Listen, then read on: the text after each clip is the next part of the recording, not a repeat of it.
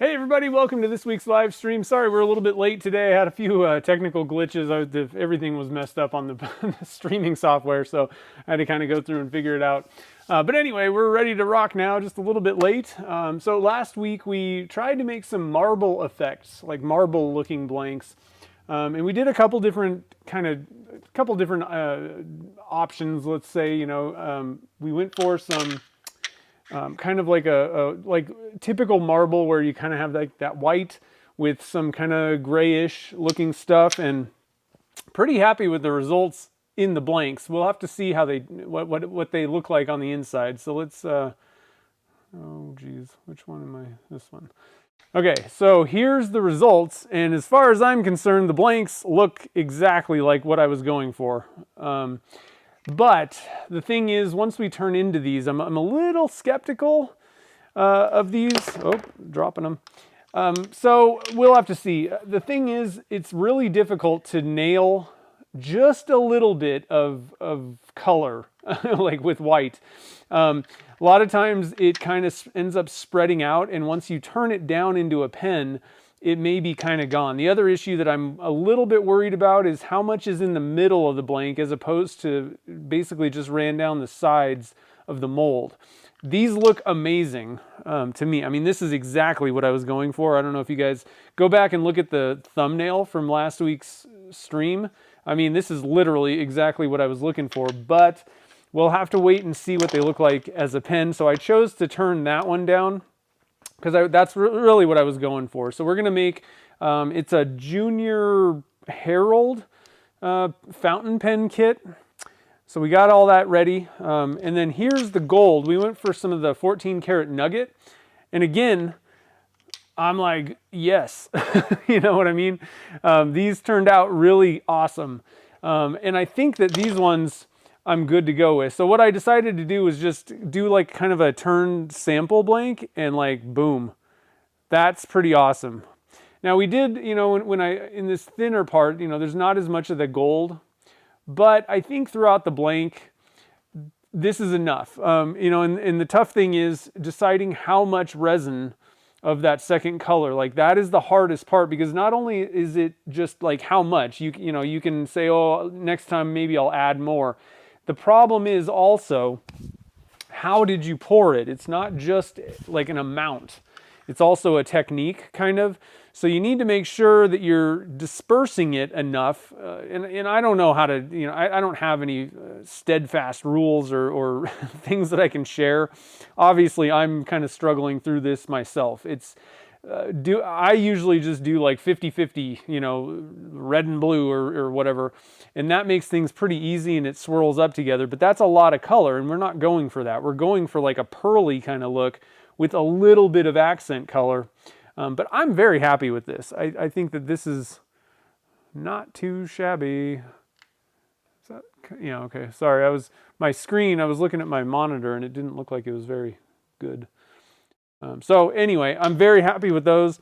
Now what's going to end up happening is, depending on how the regular marble look turns out, these are going to go into the Pen Blank Club boxes. And so what I think I'm probably going to do is I'm just going to split it like 50-50. Half of the boxes are going to get one of the gold type ones, because I think they're both really awesome. I don't know that anybody necessarily I don't know. I don't think one's going to be better than the other. However, if we turn this down and I'm really not that happy with this, we're going to end up scrapping the first round, and I'm going to have to kind of play around with, like I said, again, maybe adding a little bit more. While we were doing the pours last week, the other thing that I was mentioning was, if you don't add enough of the color in there, like it's like too kind of thin, I guess, or like opaque kind of, or not opaque, like translucent. If it's not really that dark, I guess, is maybe the better way to put it. Sometimes that may wash out by the time you've turned it down into a pen blank.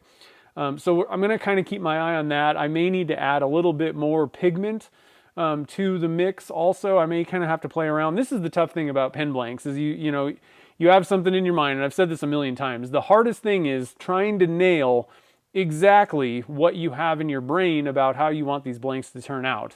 So like I said, if these don't turn out the way that I was kind of hoping, I'm going to have to kind of play around and do a little bit more, but you know, again, I'll get it nailed down eventually. And so again, for the Pen Blank Club boxes next month, it'll be kind of half and half. It'll be kind of a surprise which one you get. So anyway, pretty fun stuff. I'm looking forward to turning this up, and I'm hoping that, you know, obviously I'm hoping that this was correct. You know, like I got enough of the pigment in there and everything, and it's going to turn out good.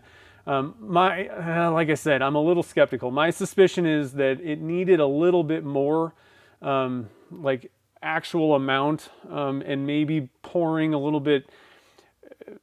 Like I said, it's like how much do you pour at once on each round? Because you know you've got a lot more of the white, and if you're pouring a lot of white, it kind of spreads out that kind of gray color. So we'll have to kind of see how this goes. Like I said, I'm a little skeptical, but I don't know. The outsides look perfect, so I don't know. This may be a case where the outside actually looks perfect and the inside is not so good, which I don't think I've ever seen that before yet, but we'll have to kind of see. So let's see. We got a lot of people here. So Mark and Bruce and Lelia. I'm probably going to miss some people. Jennifer, Mark. I already said Mark. David's here. Ann's here. Nice. So David asked a question. He sent me an email, and he was asking about, is there another resin that I recommend for having longer working time? If Alumilite Clear Slow is not enough working time at that kind of 12-minute mark, if you need like 30 minutes, what do I recommend? And it's kind of a tough question to answer, honestly. Alumilite Clear Slow has so many advantages that, if at all possible, and again, this is just my own personal opinion, but if you can figure out how to get it done within the 12 minutes, I personally recommend just doing that, because Alumilite Clear Slow is a urethane-based resin, which has some advantages over epoxies, which is pretty much what you're going to have to move to get a longer working time. Epoxies demolish molds. They're very hard on them, so that's one drawback. That 30-minute working time, like the longer the working time is, generally the longer it has to stay in the pressure pot. So, you know, pretty much all of your epoxies that are like a 30-minute or so working time, you're going to have to leave them in the pressure pot like overnight, like 8 hours minimum, which I don't like. And I don't think many people really like that, having to do that necessarily. The other thing is you also have to wait 30 minutes before you can even pour them, because you're dealing, you know, you got to wait for the right time. If you're doing color swirls, you have to wait for it to get to that right consistency, which is whatever temperature. And that's the other thing. I don't know what any of the temperatures are. However, having said all of that, there are some drawbacks that I personally don't like, so I'm very biased. I've also been using Alumilite Clear Slow for like 10 years, so I know what I'm doing. I can usually get things done. For, you know, regular pen blanks like we usually do. But having said that, I think if I was going to go get something else to use that had like a 30-minute working time for this type of, you know, like for pen blanks and stuff like that, because I do use other resins for certain things, but for just doing the normal pen blanks, color swirls and all that kind of stuff, I'm going to use Clear Slow. But what I would probably go with is Liquid Diamonds. That one's a pretty good one. It's an epoxy. Turner's Warehouse carries it. It's about a 30-minute working time. Couple other things about epoxy. Epoxies can soften if they heat up, so just watch that when you're turning, drilling, and doing all that kind of stuff. Alumilite, you know, like your urethanes, basically they stay rigid. They stay a little bit more rigid. That's usually not a problem, but if you're doing like diamond painting pens and you're, you know, where the whole blank is out there, it can be a little bit kind of, it's not softer, it's the same hardness, but the tensile strength can kind of not be as hard as urethane. So just one little thing to kind of watch out for on that. The other issue is, and this is one of the big advantages to Alumilite Clear Slow, if you're going to be doing pen blanks and you're also going to be doing like bowl blanks, like giant pours, you cannot use Liquid Diamonds to pour a large amount of resin. That's one of the big advantages of Clear Slow. You can do things as small as like pen blanks, like individual pen blanks. I would not use that for label blanks. Clear Slow is not a good option for those because it's just not enough resin for it. However, if you're doing gigantic bowl blanks, basically if you can fit the mold into a 5-gallon pressure pot, you can pour however much clear slow you need to, pretty much. I've never seen it overheat. That's the big thing is, you know, many resins are going to overheat if you pour too much. And frankly, with liquid diamonds, even a blank like this, so like once you start getting to kind of like a 2-inch thick mark, like over 1.5 inches, you know, sneaking up on like that kind of, even some longer 1.5-inch ones, especially if it's warm in the shop or where your pressure pot is. The thicker it is, the bigger the blank, the more resin you're pouring at once, the more likely it is to overheat. So just be aware of that. And I can't remember what his other question was off the top of my head. It was kind of a simple one, but so I just wanted to, it was a good question, you know, what else would you use? And there's a billion, you know, other types of resin that have about a 30-minute working time. There are like literally tons. So that's just, I have experience with liquid diamonds. It works fine. That's actually what I would use for label blanks. That one is excellent. It's extremely clear, very thin viscosity, and it works really well for label blanks. So that's what I would use that for personally. If I'm doing other things, another resin that I do, I don't have any on hand. Another resin that is that kind of 30-minute or so working time is Amazing Clear Cast Plus. I don't like the regular Amazing Clear Cast, the one that doesn't say plus. Those are really kind of brittle, honestly, when you start turning them. For some reason, the plus version, which unfortunately is more expensive, but the plus somehow is a little bit more or less brittle when you're turning it. So it's a little bit more fun to work with, let's say. But that one is so thick viscosity that it's a pain to just mix, literally. I recommend heating it up, which is going to lower your amount of working time. So it's, you know, there's never a perfect resin out there, I don't think, but there's a lot of times if you're somebody that needs more working time and stuff, a lot of times you'll find a resin. There's so many brands and different formulas out there. You'll find one that works the way that you need it to work. But keep in mind, everything's got its limitations and, you know, quirks, let's say. So I just wanted to kind of cover that real quick. Let's see here. You use Alumilite Amazing Clearcast without pressure, huh? Oh yeah, how to remove yeah, pull, like if you, and I'm guessing, I didn't think about this. I'm pretty sure you had already mounted it to, like, so he made a pen blank, drilled it out, and I'm pretty sure you glued it onto the tube, but the blank didn't look good or something like that, or it maybe after turning it down, it didn't look good. What the heck is going on with my mic? Sorry about that if it was loud. So yeah, you can just turn off the blank. Another way to go is you can just like soak it in acetone, and that a lot of times, depending on the glue, if you use CA glue, it'll definitely come off the tube. If you just soak it in acetone, you can just like slide it off.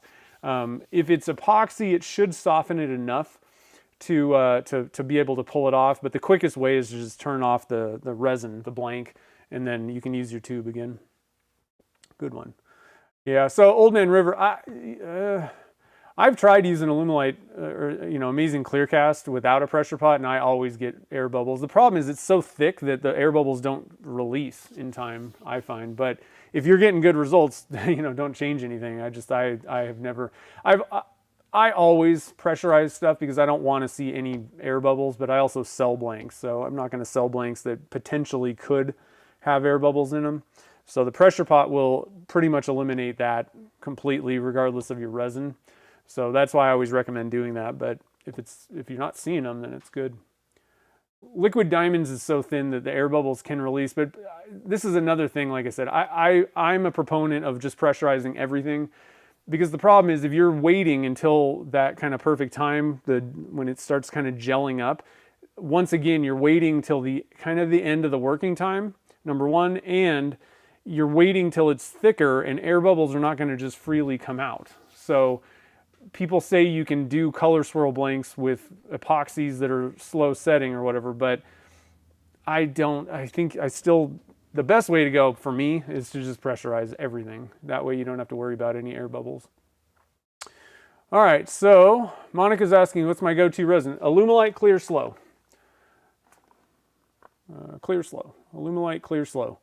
And I'm not really the only person that kind of thinks this. I think many, let's just at least say many, I think the majority of like, especially like pen turners and stuff, definitely if you're getting into like bowls and things like that, there's a lot of epoxy people, a lot of people like Total Boat and stuff like that, but I think the broad consensus, most people like Clear Slow from Alumilite, not to be confused with Amazing Clear Cast. That's a totally different, that's an epoxy.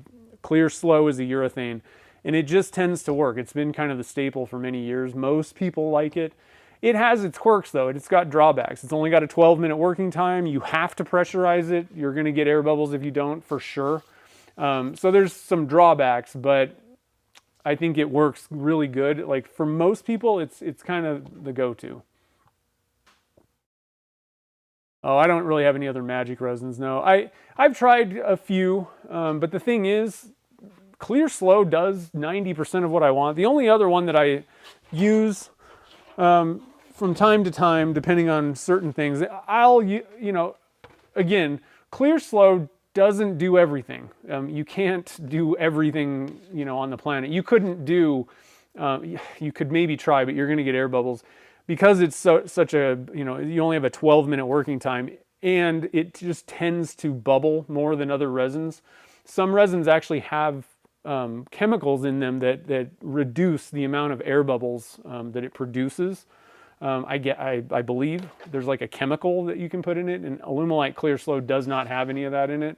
So you pressurize it to get rid of your air bubbles. But like if you're doing like resin art, it's not a good choice for that kind of thing. You need to have something that'll flow, that has a longer working time, so your air bubbles, you have time to mess with it and the air bubbles come out of it.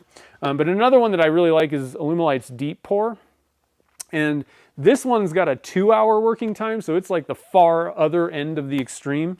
Sometimes you need that, and it turns extremely well. It has some good advantages. I would say that it turns very similar to Clear Slow, but you could also use that for river tables. Obviously, that's what it's really intended for.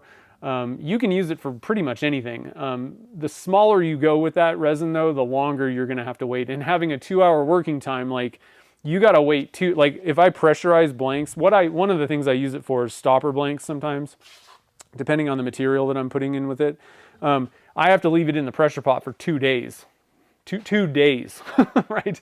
So it's got drawbacks too. And then the other one that I use for smoother wood hybrids is the Amazing Clearcast Plus. That stuff has some UV inhibitors in it that I like, but it also is an epoxy base, which epoxies tend to stick to things pretty well. But like I said, epoxies will just demolish your molds. These Gatling molds that I sell, it's good silicone and everything like that. I only put urethane resins in them, and mine last, like I don't use any mold release or anything ever, and they last very long. If I was going to switch to liquid diamonds, sometimes these molds maybe will last a month. Using epoxies, they're that hard. It'll destroy even, HDPE molds. Like it's just very hard on your molds.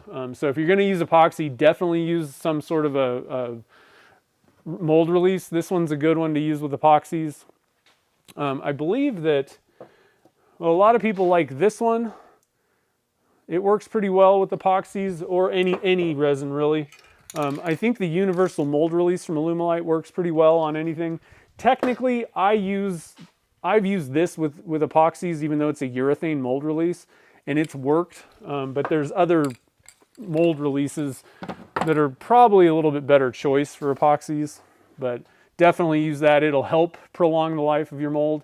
But it also helps so it doesn't stick. Epoxy just sticks. It's a glue basically, right? So it really sticks to things a little bit even more than urethane. So anyway, pretty fun. Yeah, Total Boat's it's just an epoxy. Total Boat depends. Total Boat's got a lot of different things, but most of what people are using it's pretty much the same thing as Deep Pour. And that's not, I think they maybe have one that's even, that can handle a little bit more, but Deep Pour, you can't pour like a cube, like a bowling ball size of resin at once. It'll overheat and crack. Alumilite Clear Slow, pretty much you could pour like a 5-gallon pail of it and it's probably not gonna overheat. Depends on the temperature in the shop and a couple other things, but I mean, I have never seen Alumilite Clear Slow find an upper limit that'll actually fit in a pressure pot. I have seen Total Boat can crack and overheat. It depends on what the mass, how much volume in one, like in a cubic whatever, cubic inches of it, it gets too hot. Most of them do. So it's kind of tough. All right, so let's quit to, a couple of quick announcements. So the ornament challenge is on, guys, and I forget what the date is. What is the, I was gonna write that. Let's see here. You gotta get the timeline. You need to get your ornaments, and literally they need to have it in their hands at Turner's Warehouse by November 15th. Is that right? Yeah. So November 15th is the cutoff, and that doesn't mean like when you get it stamped or take it to the post office. It's like it needs to be in their hands at Turner's Warehouse by November 15th. All kinds of details. I'm going to give you a couple of links real quick. So if you're not familiar with it, the Ornament Challenge, it benefits St. Jude Children's Hospital, and there's all kinds of different types of categories. So we're all kind of making an ornament. You're submitting it. You're going to enter it kind of into a little contest. There's going to be some judging for the best ones. There's also just giveaways for anybody that participates that you could win a prize. But after they've received all the ornaments, then what they do is they're going to auction them all off, and all the auction proceeds go to St. Jude. I mean, like last year, they raised like $5 grand. So this is like a no joke thing. It's really fun. There's all kinds of categories. There's ones for like youth categories, if you're just below, probably like below 18 or something like that. There's like beginner categories, so you can make whatever you want, but you've only been turning for like 3 or 6 months or something like that, or less. And then there's like resin ones and wood ones and expert ones, and there's all kinds of different categories that you can enter. You can enter multiple categories. It's really fun though. So you make an ornament, and then we got the auctions. And like last year, I won some really amazing ornaments. It was fun. The auction is just as much fun as turning the ornaments. But here's a link to the video, the kickoff video, real quick. Let's do the right thing. So there's that. There's also info, all the rules and all that kind of good stuff on Turner's Warehouse website. So there's that. And I was gonna create a little text doohickey that like scrolled across the screen like the whole stream, so I'm gonna have to figure that. But then I had all these technical problems, so ran out of that. So Turner's Warehouse, I mean, this is what year is this? 6th annual, and they just keep making it better and better, and it's bigger and bigger, and more people are doing it. I mean, there are people that are already done with their ornaments already. This is how big a deal is. People look forward to it like all year to get in on this thing. Now the other thing real quick is my pumpkin spice blanks. Those are a limited thing that I do in the fall. They're like kind of an orange, a kind of golden brown and white, kind of, going for like kind of that pumpkin spice kind of thing. Those blanks are available again. I'm probably only going to do a couple batches of them, so if you want to grab those during the fall season, if you're a PSL fan, or if you just want to buy them because you hate them and you just want to break them or run them over or something like that, you could do that too. I don't care. But they're pretty cool. They're nice looking. They're a nice kind of, like I said, the kind of fall colors, that kind of pumpkin-y look, and pumpkin and cream. I kind of was going for like in the middle of like a pumpkin spice latte kind of thing, but also kind of like a pumpkin pie, because I love pumpkin pie. So nice golden brown crust with some pumpkin filling and some whipped cream on the top. That's kind of also what they were going for. So anyway, those are available on my website if you want to pick them up. Let's switch over to the casting view. No, not the casting, the turning view. We're going to go turn something. Let's go turn something. Quit talking. Let's turn. Oh, I got to switch my lathe over. I had the collet chuck on because I was turning that piece down. One thing, if you want to go back, I'm going to switch back to the casting view. One thing that I do, it dawned on me I could do this, and it would be super useful. So, I turn these. The problem is you don't know what's on the outside of blanks. So if you're doing new blanks, like I mean, obviously you can just turn pens out of them, but I don't need to turn pens. Like if I'm making a new blank, I'm not making, I don't want to waste the components, honestly. I just need to turn it and see what I need to change, if anything, and then, you know, whatever. So I make these little kind of doohickeys that have little steps on them and different, you know, widths that I turn to. So it's just a simple, quick thing that I can do, polish it up real quick. But I realized it would be really smart to drill out like the thin portion and try to kind of mimic a pen blank, you know, like especially at the ends of the pen blank where it gets pretty thin, so I can see what the translucency is. You know, like, are you going to definitely need a tube? Is it too, like, literally see-through and I need to add more mica powder? Or what, you know, what's it going to be looking like? And one thing I can even do is, hold on real quick, guys. Hold on. I mean, I guess I got a tube right here.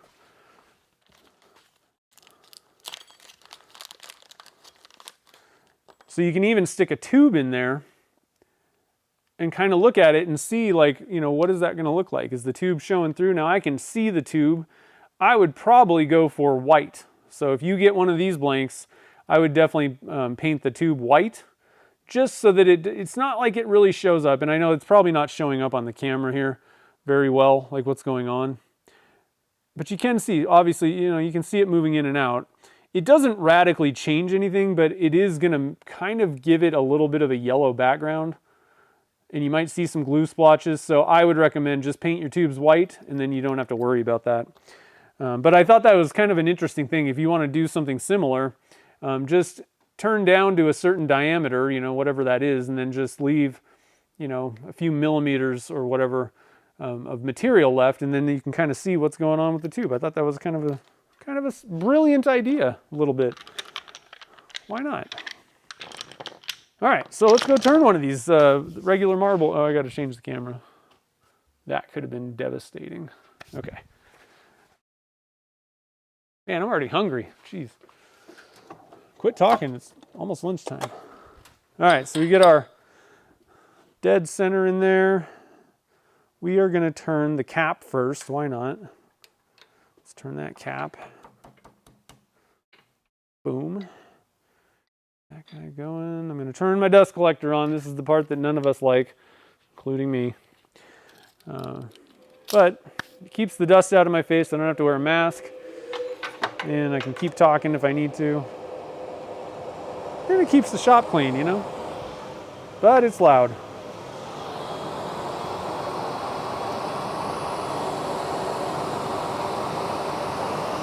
All right, I gotta turn my phone on so I can see the chat. Welsh Piper's here, what's up?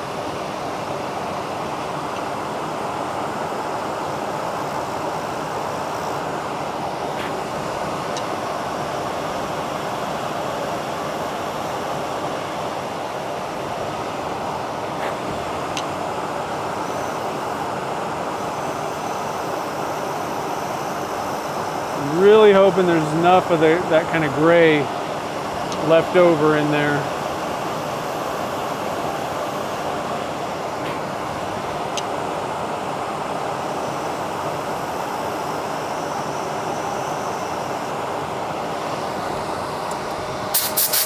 Not a big deal if it's not. You know, it's not the end of the world, and I think it'll be pretty close either way, but like I said, I think that's one of the things that I struggle with. I don't know if I struggle with it, but it's harder for me because I don't do it that often. To really nail that just like little bit of accent compared to, I think most people would agree that it's a lot easier just to mix up, you know, if you're pouring 400 grams, which is what I usually do for my pen blanks. Much easier to mix up 200 grams of one color, 200 of the other, and then you just pour, you know, even amounts, or, you know, on each round of pours. It's a lot harder when you're talking like, you know, 90%, 10%. Like how much of that 10% color do you pour at once? And you know, you got to make sure that you don't like pour it all at once up front, the first, you know, first 2 rounds or whatever. So it's just a little bit, takes a little bit more, you know,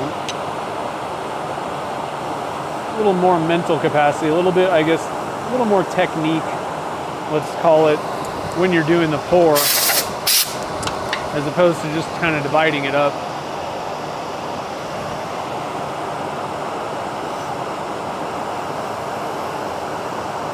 And I'm just using a standard cutter today. Definitely, if you're having some issues with, you know, blanks that seem to be chipping, or you get catches or any of that kind of stuff, definitely switch over and try the negative rake. I don't know if this will really show up on the camera, but the negative rake cutters, and you can just swap them out with your, you know, like on any tool, as long as it's like the same size, diameter. Like you're not going to be able to put like the R1, you know, this big one's not going to, I mean, that's not a negative rake, but the big one's not going to fit on this tool. It's going to fit on the big tool. So it's got to just be the same like size, but, and it doesn't, you don't even have to have an Easy Wood tool handle. You know, all the cutters are about the same standard size, but because it's got a negative cut to it, it's sloping downward. It makes, when you present it to the, you know, horizontally, let's say to the blank, it's tilting. Even if you had a standard cutter, this is the reason these got invented. I don't know if you guys know this, is because people were using, you know, just regular standard carbide, and what they would do is they would hold the back of the tool up to their chest and create a negative rake to make it less aggressive a cut. It's more of a scraping cut than a kind of a cut. And so Easy Wood tools just said, well, why don't we just cut that into the cutter so you don't have to hold the tool all weird. And they work extremely well. So if you're having any issues, definitely for hollowing and stuff, the negative rakes are, I would say, must use.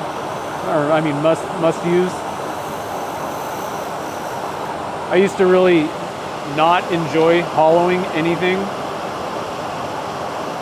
And when they came out with those negative rake cutters, it made hollowing resin blanks, like, honestly a joy. I actually really enjoy doing that now, because I'm not getting catches and weird, you know, stuff. I mean, you can literally just walk up to the blank and just bump into it. It's not going to get a catch. Really a game changer in the resin turning world. So if you haven't tried them, give them a shot. Turner's Warehouse carries them. You can get them anywhere. But Easy Wood Tools, game-changing technology. And I'd say if you're a new turner, just go get those things right off the bat, because it'll make turning a lot more enjoyable, I think, for you. You really can, you know, even for Pentons, you can really eliminate the risk of catches that pretty much, if you get a catch, you know, your blank's toast most of the time.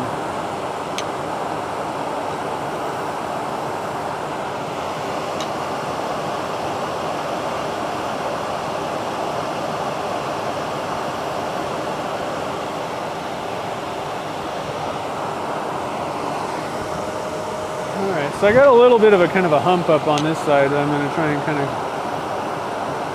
thin down. It's looking better. I like to give it a little camber on the cap, pretty much on every part.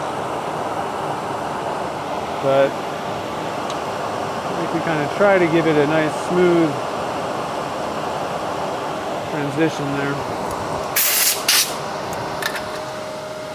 A lot of people just go for the straight on these caps, and that looks pretty good too. Ooh. Okay, so let's get you guys zoomed in here. Not terribly disappointed with this. This may not be exactly what I was going for. The problem is it's going to be subtle. If you're going for marble, it's not like it's going to be black and white, you know. It's just got a little bit of that color in there. I would like to have a little bit more, I think, but you've got some little, you know, little veins kind of going here and there. Not bad. I think next time on the next round, the next ones I pour, I'm probably going to add just a little bit more of this and try to be a little bit more careful about hitting kind of the middle of the blank. That was the other issue that I was worried about, is maybe, you know, that kind of silver would gravitate a little bit more towards the outsides of the mold, the tube. But I think that's looking pretty good. Again, subtlety is the key to these things. Marble is not usually overstated too much.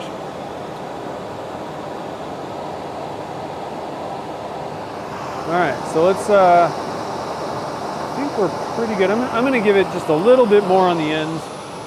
Just a little bit of a, it's not flush.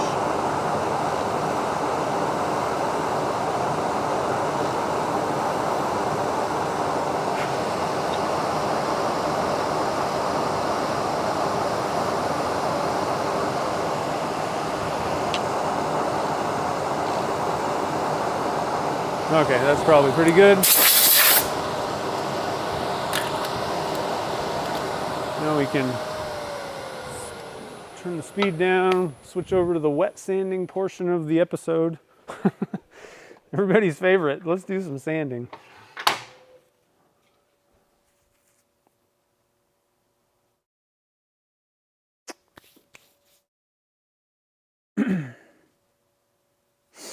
Okay, so I like to put gloves on. It's just my hands get all dried out when I'm doing wet sanding. So I'm just going to put some gloves on and not have that problem.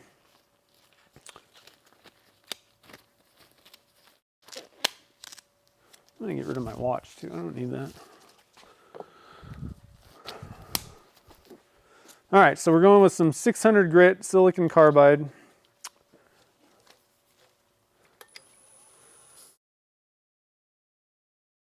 Do think that these are going to make some nice looking pens. Like, just elegant is kind of, you know, what I'm going for here. Sometimes like I said, a lot of times I tend to put too much color or, you know, effect. In this case, you know, that kind of that gray, like my natural instinct is to add more all the time. But what ends up happening is eventually you add too much and it just overpowers, you know, what you were trying to do. It's really just a black and white blank at that point, and so it's kind of somewhat difficult to kind of just nail subtle effects. At least it is for me.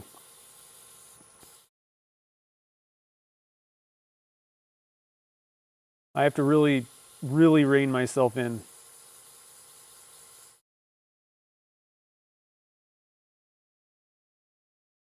And I didn't cherry pick, you know, I didn't like look at the blanks and try to, not that I even could with round blanks, but you know, it's not like I'm picking the best blank out of the bunch or anything like that for the shows. I just literally just grab one. So I think that this should be fairly indicative of what, you know, is going to come if I end up shipping the you know, the first batch out with the Pen Blank Club. This should be pretty indicative of what you should expect. What I am going to do though, like I said, we'll have to see. I am going to try adding just a little bit more. I'm going to be very careful, but I think I'm going to up the amount of the, you know, graphite or whatever. Did I do this already? I can't remember. Anyway, I'm going to increase the amount of the gray that I poured. I can't remember what the numbers were. You can go back and watch last week's stream to see the amounts, but I think I'm going to increase it just a little bit. Just add a little bit more of it. And what I'm going to do is I'm going to do one of those sample test turn blank things. Just to kind of compare real quick and then see, you know, going forward, did that kind of screw it up? Do I need to dial it back to what we had before? Or, so, you know, I'm going to do a little bit of experimenting, and whatever the best look is what's going to go in the boxes. Sanding is the most important. It is the most important part. It's just boring. That's the problem.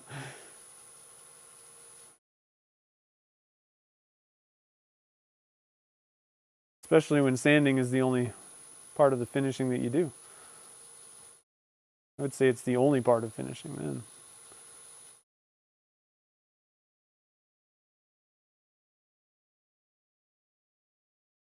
I'm really happy with, I think I'm sticking with, I tried using silicon carbide. I tried going 600 with the silicon carbide, which is your wet, normal kind of wet or dry, sandpaper stuff. It works excellent, like better than Abernet, for sure.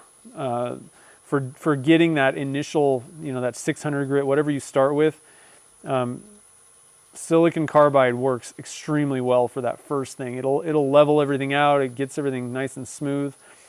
But I'm definitely, after, what I used to do was 600 grit, silicon carbide, and then I was trying to just be able to skip to 1000 silicon carbide and then just go to magic juice, and it just wasn't enough sanding or polishing or whatever. I was seeing scratches here and there, so I decided to switch back to going with Zona, which I loved, and there was no reason for me to, I didn't stop using it because of any reason. I was just trying to see if I could get away with just doing 600, 1000. And after switching back, going back to the Zona, and I only use, the first 2 or 3 grits of Zona, the green and the gray, sometimes the blue. That's producing much better results. So I'm going to stick with it. I did a little experimenting, tried it for a little while, a few months. But after switching back to the, going again, silicon carbide for the first step, that 600 grit, I really like that. But then going with the Zona green, Zona gray, and I'm on the fence. I'm going to have to do a little bit of testing with the blue.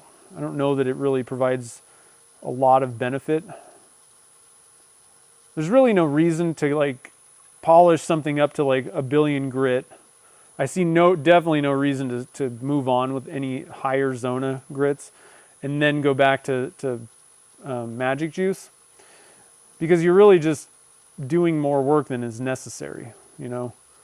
That step 1 is going to be way lower grit than, whatever the final grit of Zona paper. So I just personally, I don't see the point. If you're going to go all the way through Zona papers, just quit. That should be all you need. You don't need to do polish after that. So I'm just trying to minimize the amount of steps I need to take, but also get, a good finish. And I think that this, for me,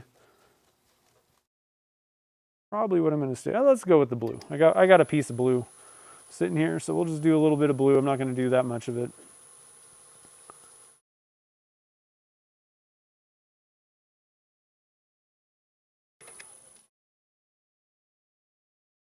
That's looking pretty. Whoo! Digging that. Okay, so let's wipe it off. Pull out our magic juice.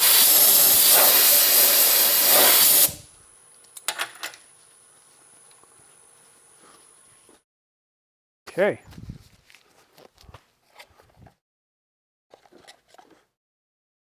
So what do you guys think? Should I add? Do you think it needs a little bit more of the gray? I mean, I guess it'd probably be better to wait until this is fully polished, but to show you again, but is it? Here we go. It's bouncing. A little bit of effect, but I think it needs just a little bit more personally. And one thing also, we didn't do any swirling or anything like that. That could change how things go. My thoughts were, if you don't swirl it, maybe it'll be more like a vein running through it more. I don't know. And again, I mean, we could do, there's a billion different techniques and things we could try. Eventually you need to just say, okay, that's good, or, whatever. Let's see here. Do I make cigar pens? Yeah, I like the cigars.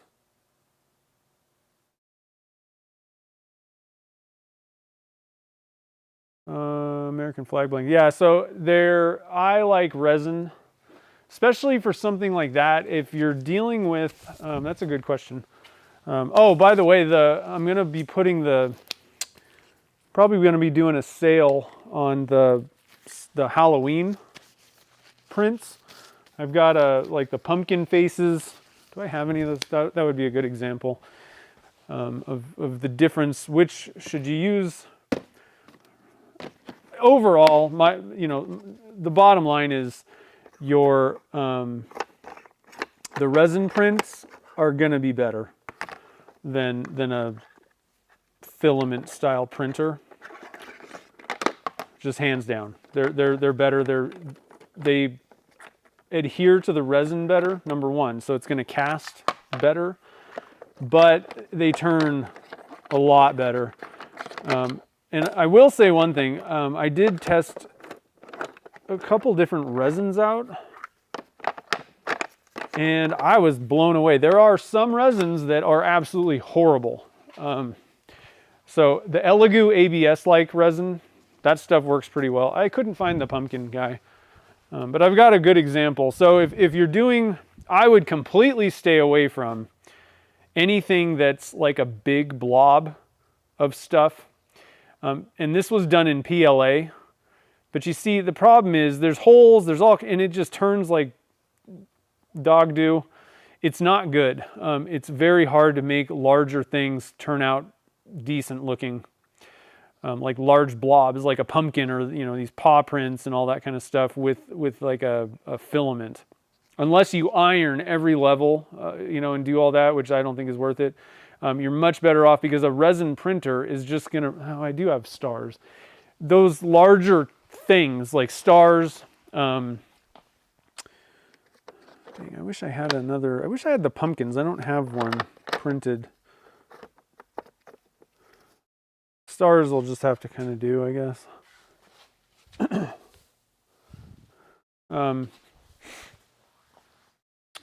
So like, a fairly large feature like a star, this is resin printed and there's no gaps or holes or layer lines or anything. It's solid and it turns great. All right, so resin printing is better in general, but if all you're doing are things like this is the spiderweb ones. This is one of the ones that'll be on sale soon for Halloween. Thinner lines, if you're using PETG, works pretty good on a regular filament printer. That's where it's good enough. You shouldn't really run into too many issues. Again, it's not as good as resin for a variety of reasons, but it's good enough. Like if you've got a filament printer,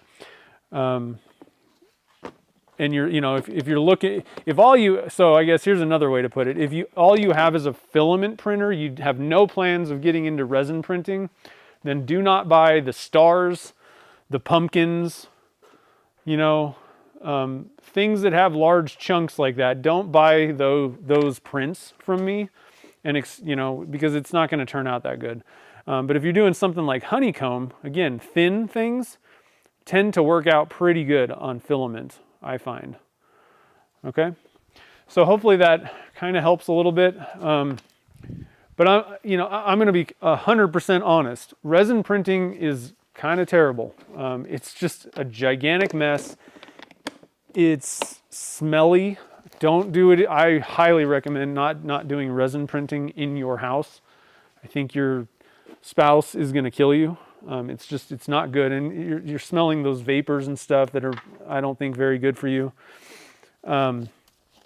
So resin, it's just messy. You got to clean the prints. You got like isopropyl alcohol. I mean, there is water washable, quote unquote, resin, but you can't like just wash it off in your sink. It's still toxic stuff.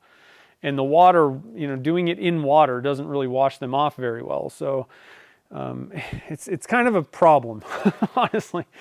Resin printing, it's not the greatest thing on the planet, but it is the best you're going to get the best results for turning applications if you're going to cast these things.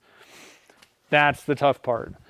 But I don't enjoy doing it. I would much rather be printing everything on my Bamboo Lab filament printer. The other drawback is you don't have access to a large array of colors either. You can dye it if you have Alumilite dyes, but it totally screws up it makes it very difficult to get prints to stick to your bed.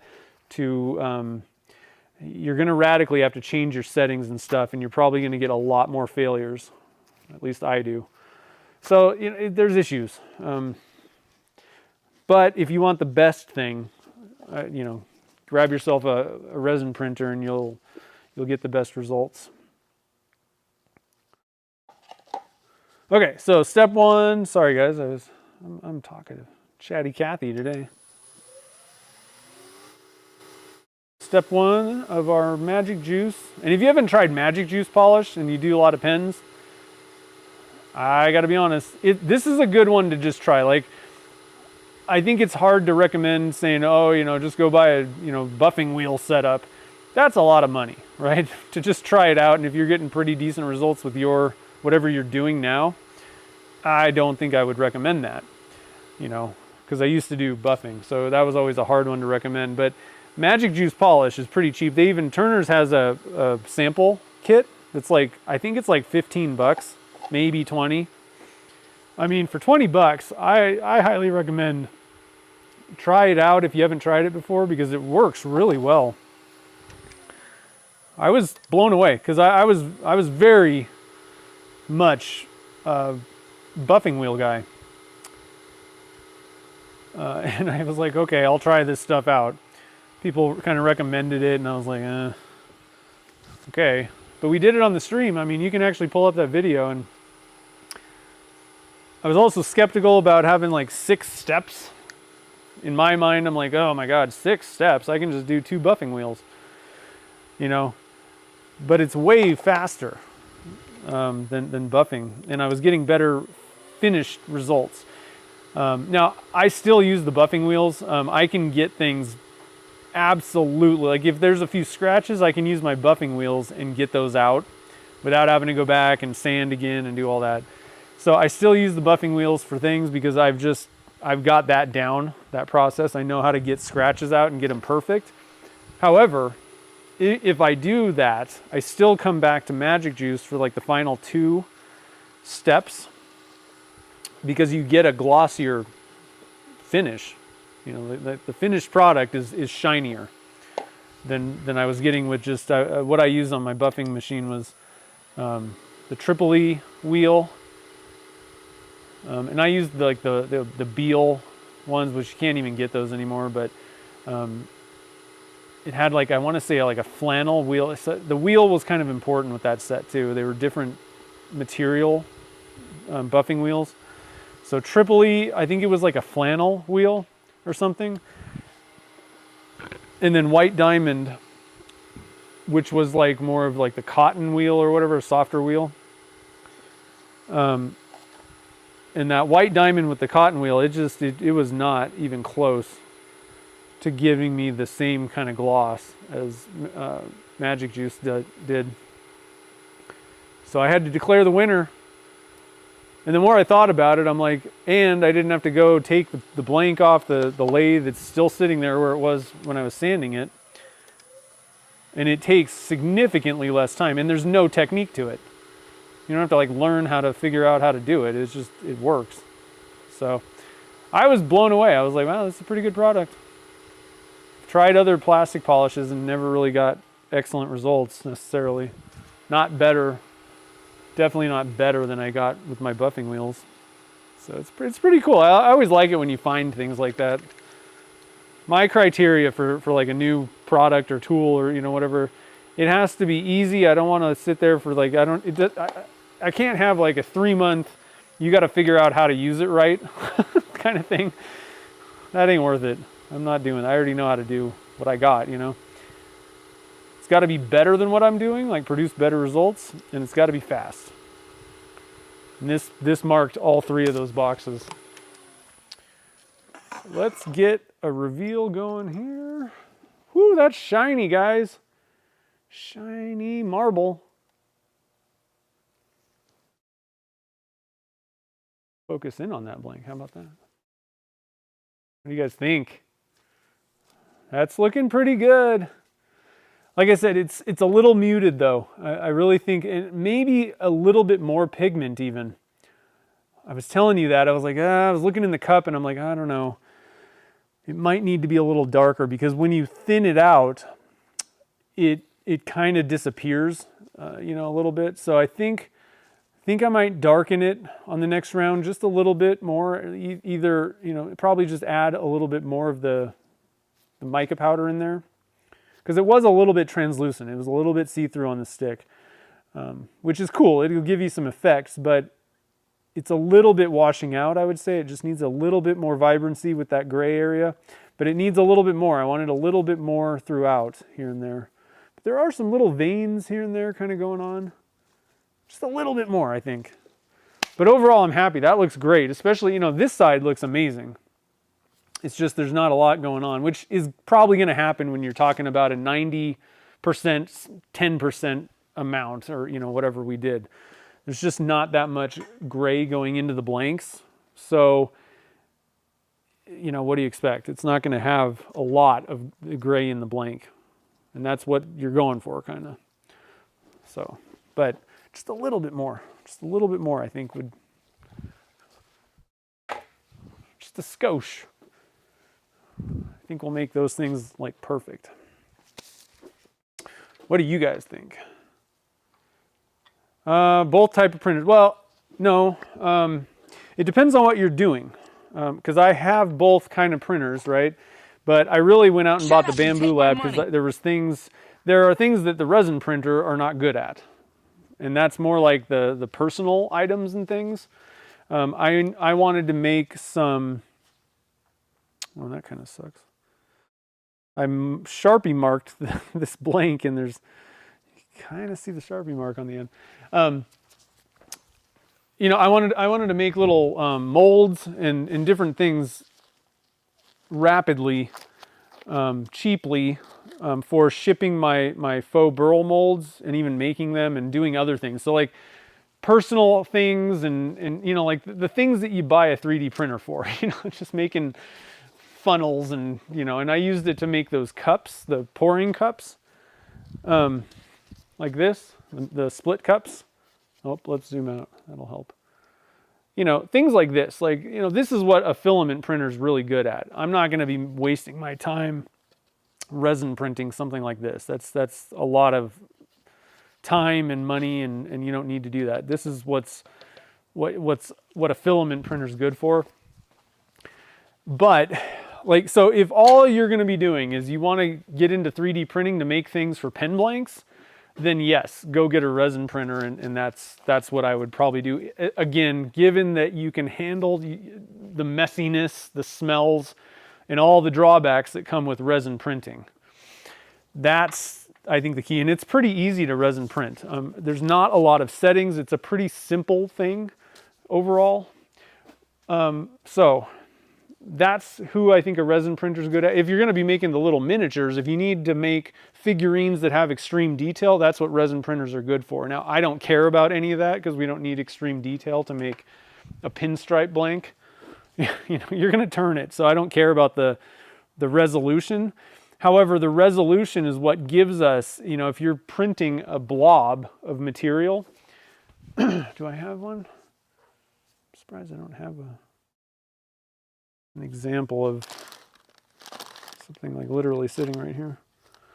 You know, like the pumpkins, or oh, well, I don't know, like, you know, like I said, like kind of a larger blob of material, dog paws or things like that, then I think the resin's better. But if you want to kind of do both, where you're like, oh, I want to 3D print little cups and things that are useful, and I also want to do this and that, and I don't want to smell, I mean, not to say that a filament printer doesn't kind of have some odors and stuff like that, but compared to the mess that's going on with resin printing, like I really would not do that inside. It's going to be messy inside. You got to do that in your garage or something. But if you want to do a lot of things, then the resin or the filament style printers, I think, are a better way to go for most people. But they're just not going to be excellent at the pen stuff, you know, the turning type applications. Yeah, just a touch more gray. I think so too. Let's see. So Mark is saying,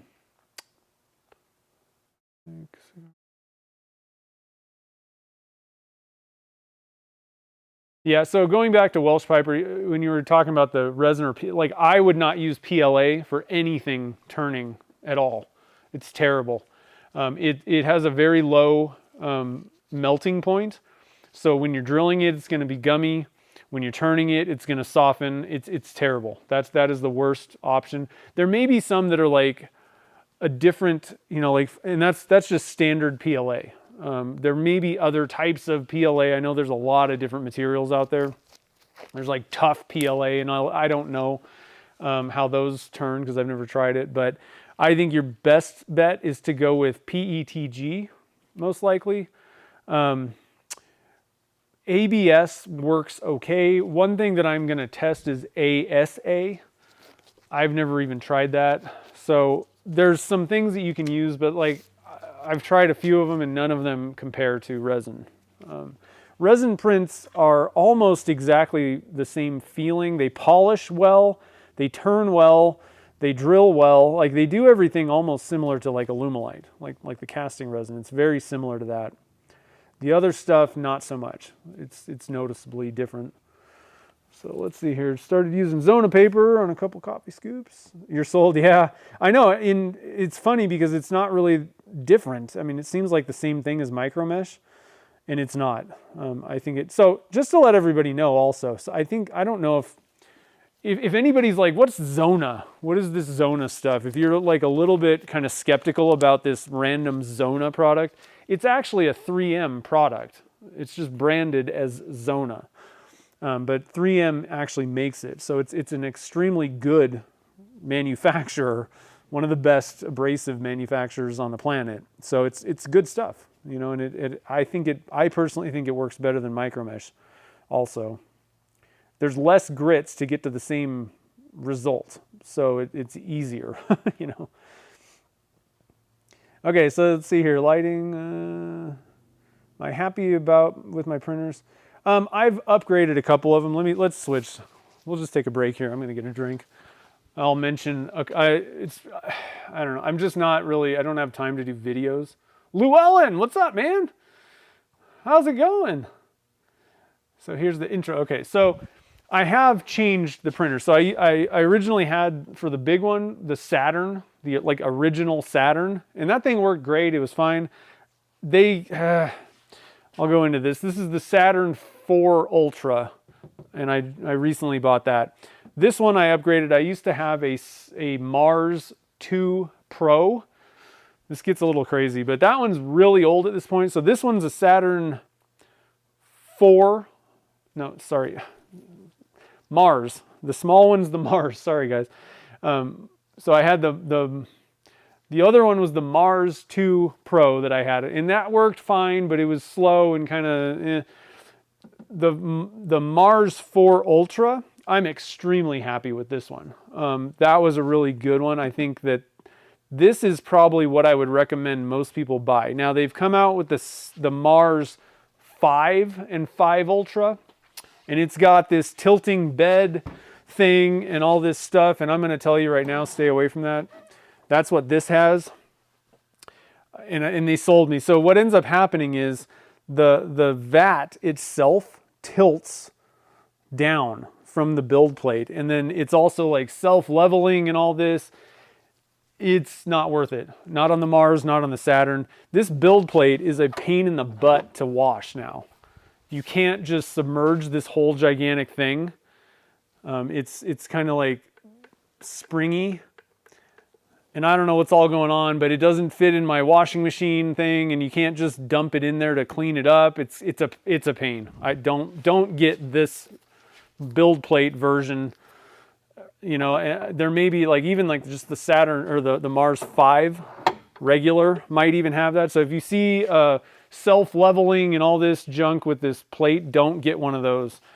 This is the previous version. I wish they would have just stuck with this, or I don't know. They sold me on a bunch of stupid technology that doesn't really do anything special. This build plate is excellent. So if you're getting into resin printing, I highly recommend one that's got 4 points of, you use that to level it. It's super simple to level these things. So like the auto leveling thing is not even a, they sold me on it. They're like, oh, it's $100 off. You should get it now. It's a pre-sale. Not very happy with that. It was expensive. But this is a good build plate style. And they have like laser etched build plates now on this. So again, the Mars 4 Ultra, which should be at this point like a pretty good bargain. That's a good one to get. But the issue is you have to look at what are you trying to print, okay? I tend to try not to have to use supports and all this junk. But if you're trying to print a 6-inch long box, like I was showing you guys,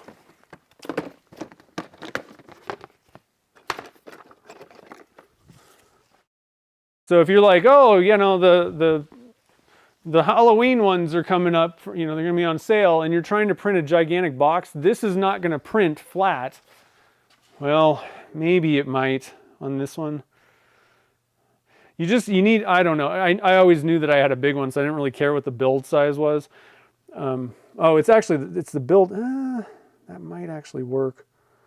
On the 4 Ultra might actually print these things.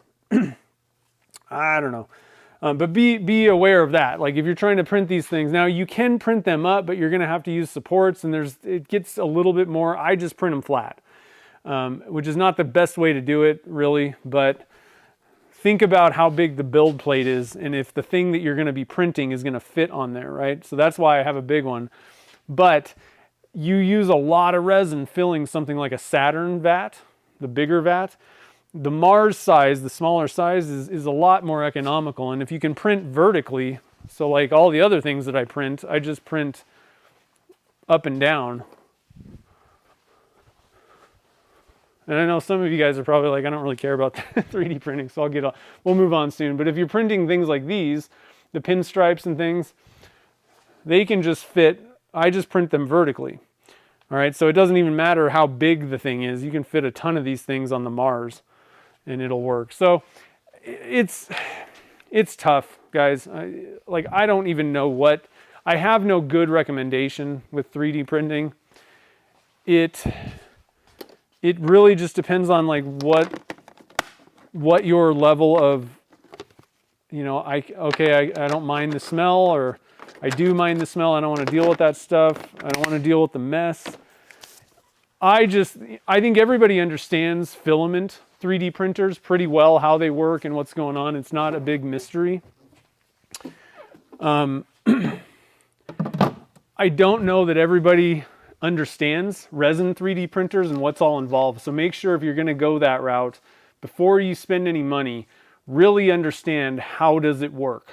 like what are you getting yourself into, because it is messy, smelly, and kind of a pain. So just wanted to kind of say that. Yeah, PET, it turns fine. However, I'm not sure if David's turned. Have you turned one that's resin though? Because it's you can't tell the difference between where the Alumilite stops and the print begins. Like it's not even really 3D printed. You can do it though, like I said. So again, if you're really not interested in the mess and all that stuff with the resin 3D printing, I think you're fine. And you definitely want to get a filament printer to print just other stuff that makes more sense, bigger things and all that. I think, you know, regular 3D printers are going to work, but there's some limitations where it's not going to be particularly good. But if you want the best thing, then the resin printers, I think, are the best way to go. Yeah, the GK2, I don't know. Again, I think that one's pretty expensive. I'm not sure that it's worth it, really. I don't know. That one does look, I mean, I got to be honest, I actually had my eye on that before I bought this one. just to see. But the problem is these things are pretty expensive. And I mean, right now, so just to give you an idea of what we're talking about with costs and things.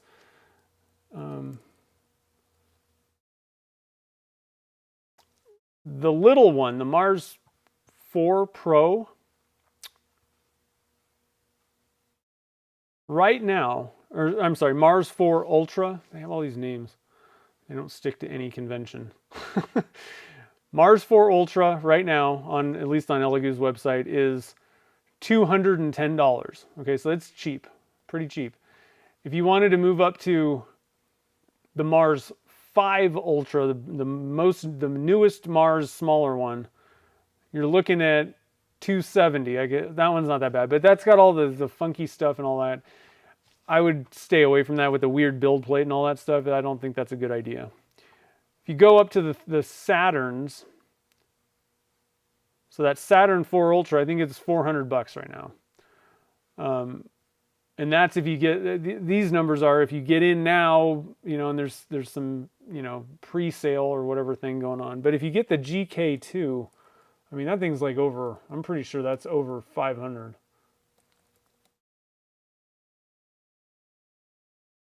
Yeah, it's 750. So,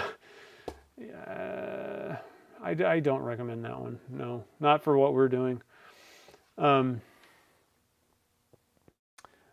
Just not a good idea. You're gonna get, like, you could literally buy like the Mars 2 and it'll print things, and it's gonna be like $100 to buy the printer, and it'll work, you know, for doing what we're trying to do. The cleaning and curing and all that stuff, it is not fun. And the problem is, okay, great, so what do you do with that alcohol? You can't dispose of it. It's the resin is toxic stuff. You can't just be like, oh, let me just dump it out. So you got to like cure it and do all this stuff. It's really, if you're going to get into resin printing, look into it. We'll just end the discussion there. So Llewellyn's, you're into jewelry making. That's cool. Nice. 3D printing too. Oh yeah, racing drones. Yep. Very cool. Well, welcome to the stream. Glad to see you. All right, so let's get back to turning. Let's 3D printing is, I'm not even an expert, but I have some opinions about it. And I'm still at the point, obviously I bought another one because what I'm trying to do is I have issues. I want to add color that you can't get, you know, off the shelf anywhere, but it causes issues. I have failures all the time, and I want to find something that makes it easier. So they wrote me in. They're like, oh, this one will solve all your problems. And I'm like, that didn't solve my problems. I guess that's the thing, you know, for what you're getting, the $750 printer from the GK2, it is not going to do anything special or really better, I don't think, much, than like a $100 resin printer. Like the functionality is not that much different from like the cheapest printers to the best. That's the issue. And there's like little things that they try to sell you on, but they are not super amazing. I think the best bang for your buck at this, and I don't know about all the other manufacturers, I haven't tried them all, but I think the best bang for your buck, if you're going to go for like a resin printer, I really think that Mars 4 Ultra is probably like, that's the best bang for your buck. That build plate works a lot better to level, having the 4 screws. The other versions, the reason why I bring the build plate thing up with the 4 screws is because the previous way that the Elegoo anyway, and different manufacturers have different stuff. I think any Cubic does it differently. Frozen, there's like, you can look at different things, but I don't know those brands. So the way that Elegoo used to do their build plates was this is a terrible design. This ball joint, it comes loose. There's only 2 screws. It works. I mean, it worked fine, but having the 4, it's a lot more locked in. It's not going to move on you. So that's why I really think that's the best printer I've used, period. And I think there's other manufacturers that have similar designs to that I think are equally as worth it. I can't speak to those myself, you know. Haven't used them. The Elegoo's are pretty decent though. They seem to work fine. I don't know that there's really that much difference between these brands, you know, for cheap, relatively cheap, resin printers.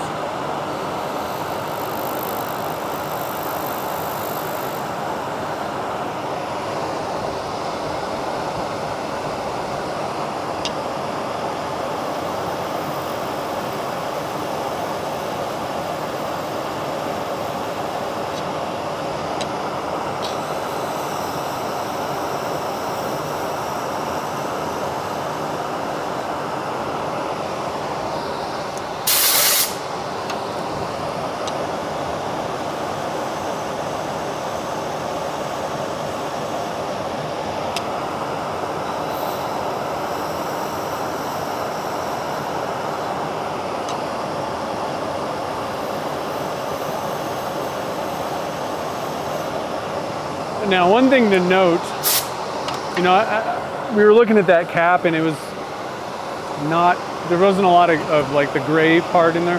There might be more gray down in the body, you know, like the second part of this blank. So that's something to keep in mind. Again,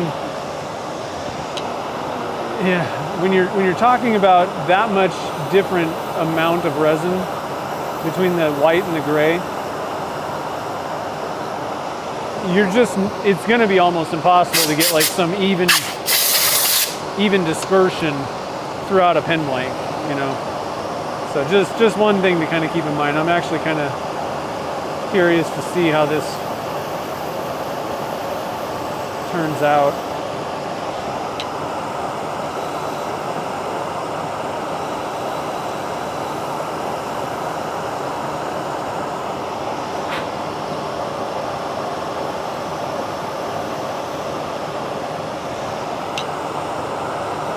Or there might not be any. And I definitely need to add more gray to the mixture. So, you know, it's interesting. That's what's fun about making pen blanks, I think, for me.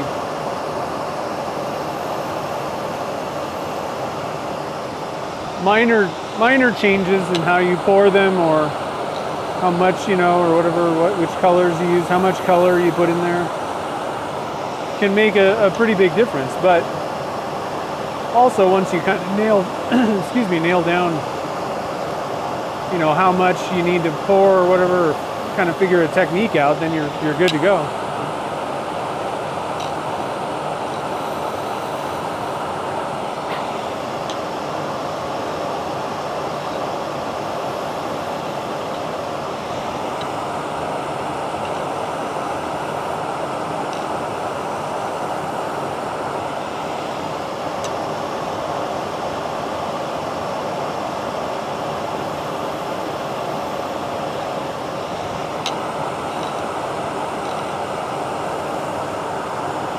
Okay, let's see how we're doing. I think we got that pretty close. There might be a little bit of material I need to take off on the ends.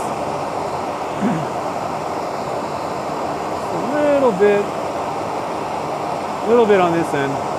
Yeah, that's not bad.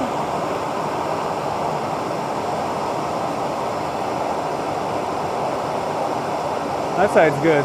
Just a little, I can feel a little lip on the other side there.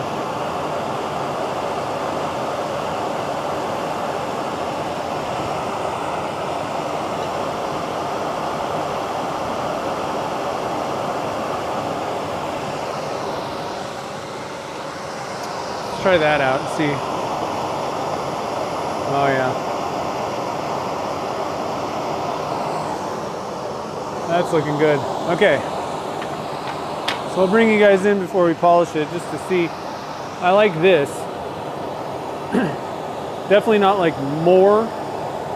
You know, we were kind of talking about maybe there's like more in this end. I don't think there's really more actual like gray or whatever, but it's a little bit kind of darker actually. Let me turn down the light, because I know that You guys were talking about it kind of getting blown out.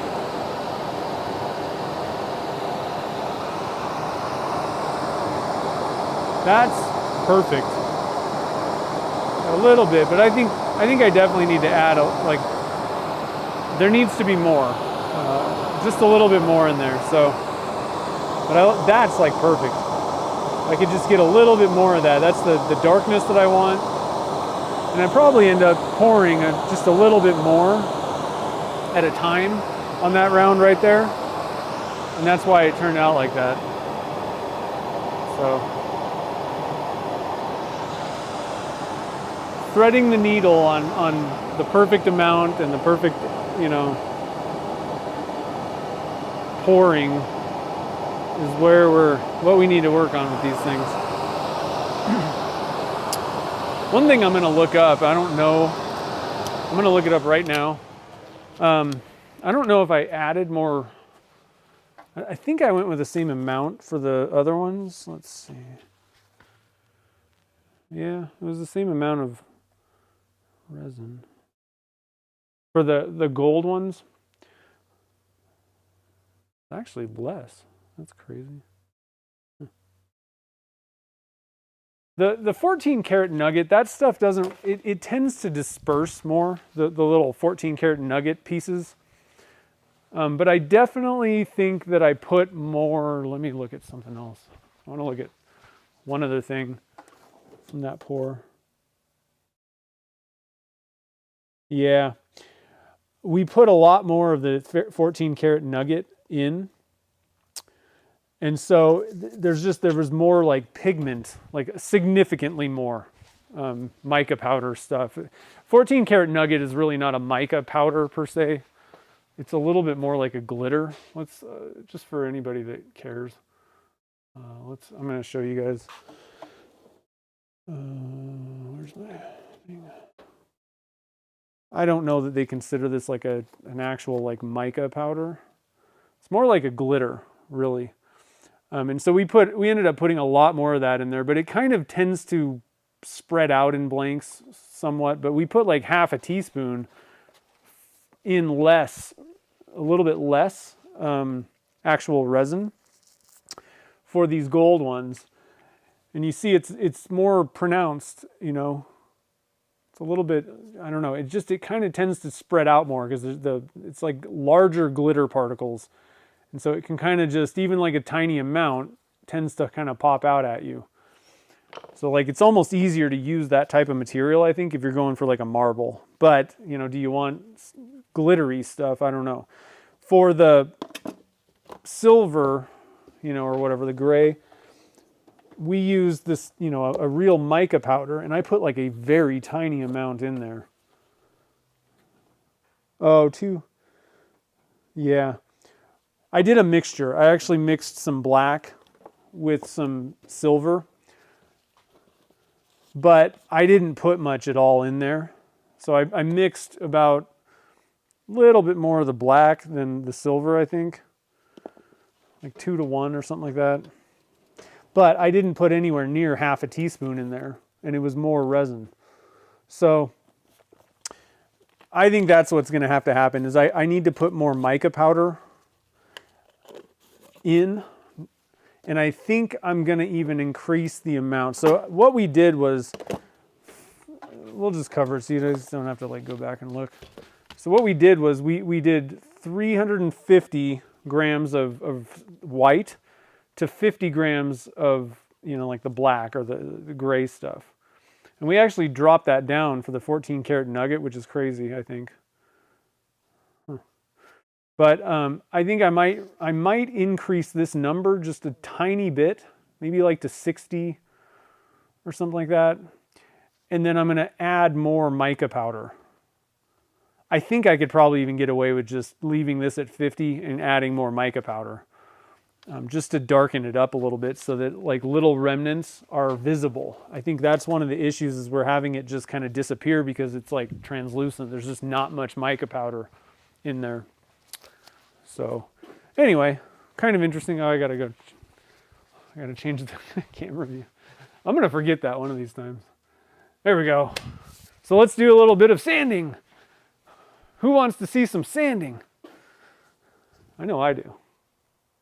I want to see this thing finished up and pearly. Definitely liking the wet. You know, I'm telling you, the wet sanding thing though, I used to not like wet sanding because, you know, I got my hands and all that. But if you just put gloves on, solves the problem of dried out hands. But man, I can turn the dust collector off. Oh, so nice. Those gloves, these are not really dangerous on a lathe. It's up to you. I don't, if it catches, it's just going to rip the glove. I mean, I can rip the glove. It's not going to wrap my hand around the lathe. If you are using, what you do not want to do is use like a fabric glove. I'm going to leave that up to you guys. You know, I mean, there's a lot of people, your level of danger and risk is up to you. I don't think that nitrile gloves are a danger or a risk on a lathe, especially when all I'm doing is sanding at low speeds. However, you have to choose what's safe in your shop.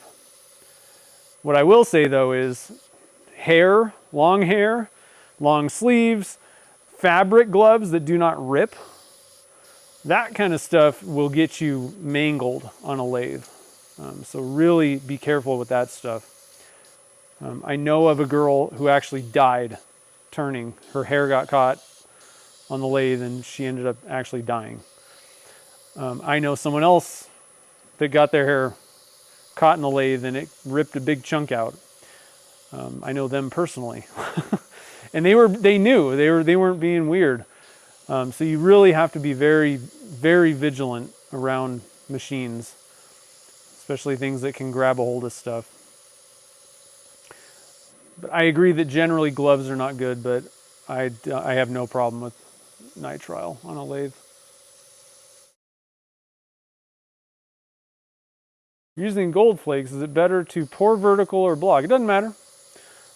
Whichever way you want. I'm switching most of my stuff to vertical because it's just much easier for me. The amount of cutting is minimal for vertical blanks. You're not cutting tons and tons of blanks. You know, I sell blanks, and so if I pour a brick of blanks, I cut 4 sides of every pen blank.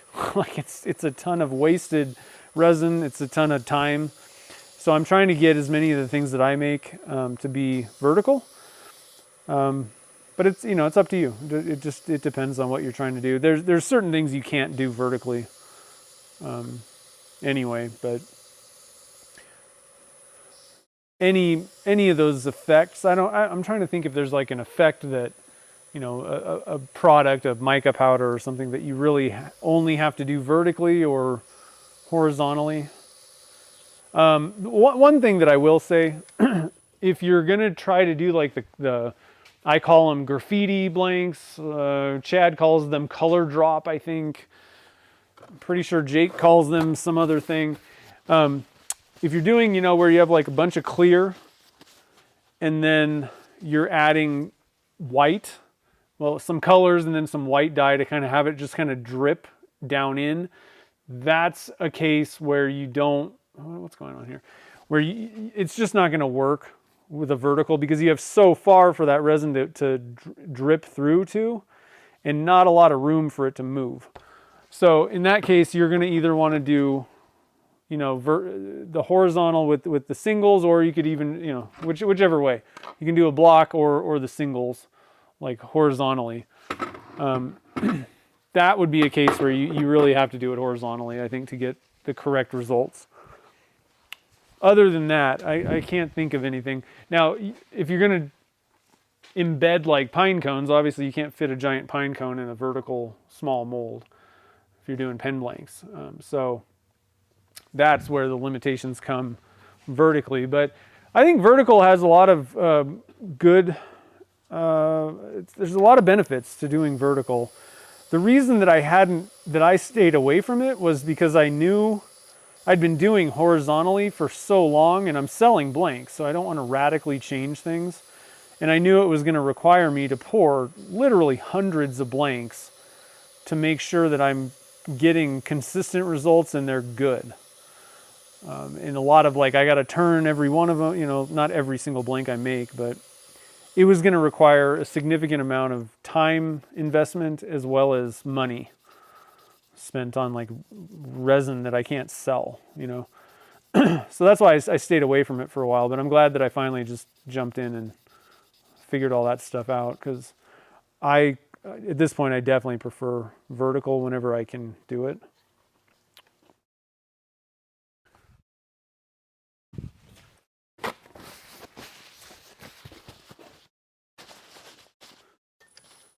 And it works, you know, the big impetus for me to switch was I was really kind of getting into the kitless type thing. I really wanted to figure out how to do that and be good at it. And it's just a lot easier to start with a round blank when you're making a kitless pen than a square one that you have to turn first round, then start doing all the machining.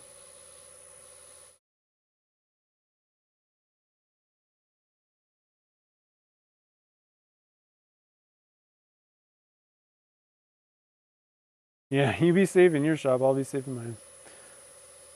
I agree. I mean, it's good to point out, you know. I don't think these specific gloves, because I've had it kind of catch on something and it just rips off. And it doesn't tend to like pull you in. I mean, there's not a lot that you can really, you know, I mean, it's not doing much. I mean, if I did that with my fingers, it would do kind of the same thing. Or like this. It just doesn't really grab as much, I don't feel, and even if it does grab the glove, it just kind of rips it.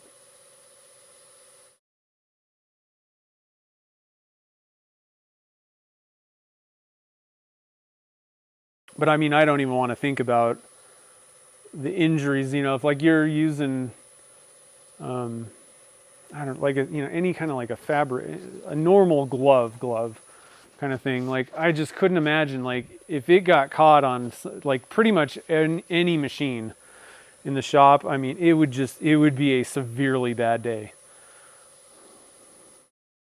I mean, it could just rip your finger off kind of thing. So it's good to point out, and it's good to talk about.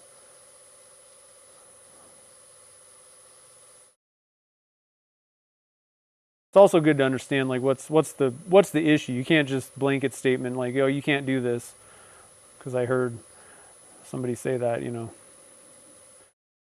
You understand kind of how things actually do cause accidents. And it's not to say that it's absolutely couldn't cause an accident, but I think for me, that's where you kind of have to say, well, I'm okay with the risk personally in my shop. I just don't see the potential for danger with nitrile gloves for just doing this. Other people may be like, no thanks. I'm not doing that. You're crazy. And that's cool too. In your shop.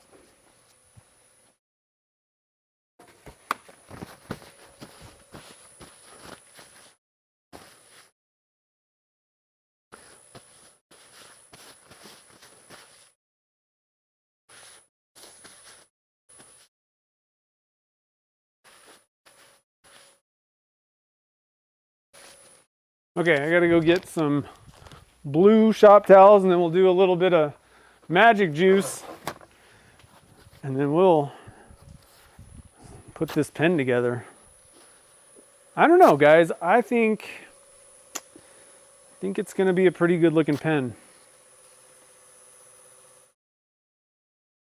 I don't think I'm gonna be disappointed in it, but I do think, like I said, I do think I'm gonna go back and play around with the amounts, and I will actually test turn one before I'm not going to just put more in there and be like, all right guys, here's your here's your pen blank club blanks, you know. I'm going to actually do, you know, make one of those little sample test turn things just to kind of see what, you know, what's going on with it exactly. Because I don't want it to overtake the white. And that's why it's tough with black. You really got to watch out, because black, any dark color, like if you're doing like a dark green, like a super dark green, or a dark purple, or dark blue, a lot of times those dark colors can just really overtake a blank. And in this case, like it needs to be like white mostly, with just little veins. So that's why I'm kind of hesitant to really add a whole lot more of that stuff.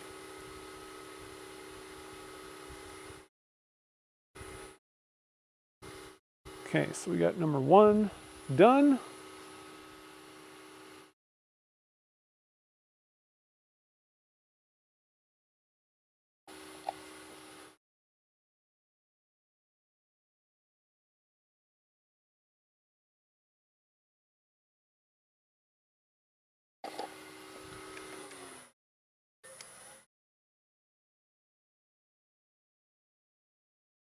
Oh man, number 2 didn't even grab on me. We're having a good day today. The step 2 on the magic juice stuff, if you haven't used it yet, it's like grabby. It usually wants to wrap up the paper towel. I usually push a little harder with the number 2. Put a little bit more pressure on it. All the rest of them, I'm really barely. I'm not putting a lot of pressure on it. I think that's probably not the right way to do it. I don't know. Most polishes out there, I guess maybe I'm kind of coming at it from like car polishes. Like you don't want to put a lot of pressure. Heat and all that kind of stuff are not good for most polishes. I don't know. I think you kind of want moderate pressure with this stuff. But that just doesn't work with number 2.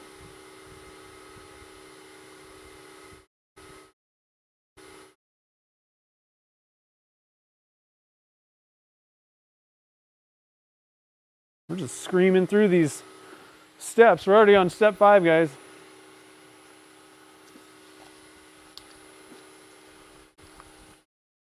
I'm gonna need some more magic juice, I think, soon. Feels like it's getting low.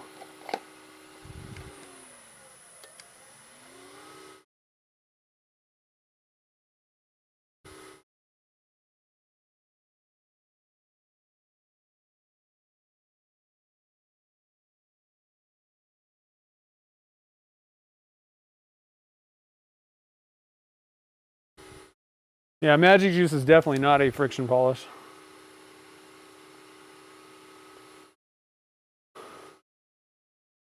Oh.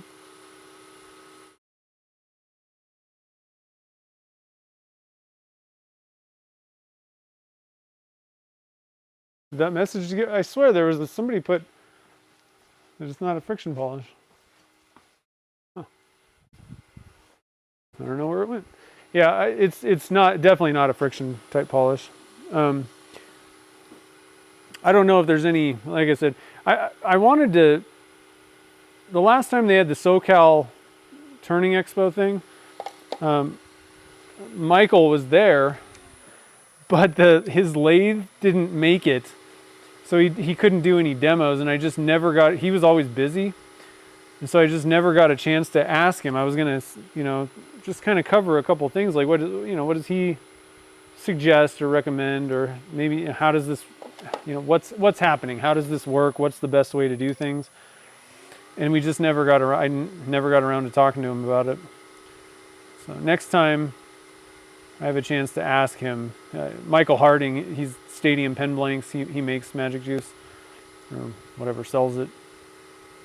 I'd like to hear from him, and also kind of see how does he do it. I mean, I get perfectly good results. It's just, especially since we do like live streams and stuff here, if I know the answer to why you would want to do it a certain way, then I can pass that on and tell everybody else what's the right way to do this kind of thing, and why.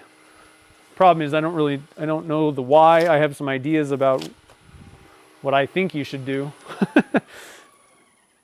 and why I think that, but I don't know what the real answer is. because I don't know what the product is. If this was car polish, then I would say absolutely you don't want to overheat it or anything, but wow, that looks great. I'm digging this. What do you guys think of that? Is it coming through better on the screen? I could even like turn the light down a little bit more. Maybe that'll give you more contrast. Pretty sweet. I like it. All right, so let's get the pen press set up over here. I'm gonna put some stuff away.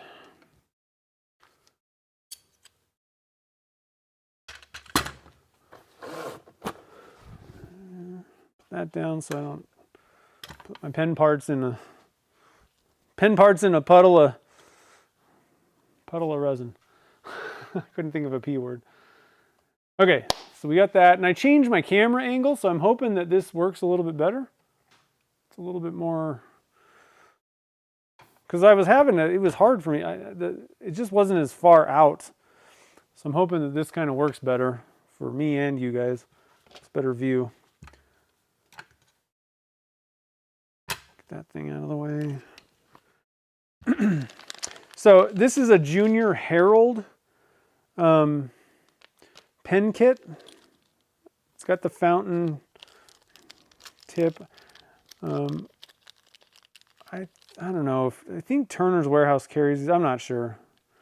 I'm not sure which ones they carry anymore, because some of these I've had for a long time, but it's got kind of a little bit of a knurled kind of ring thing, center band.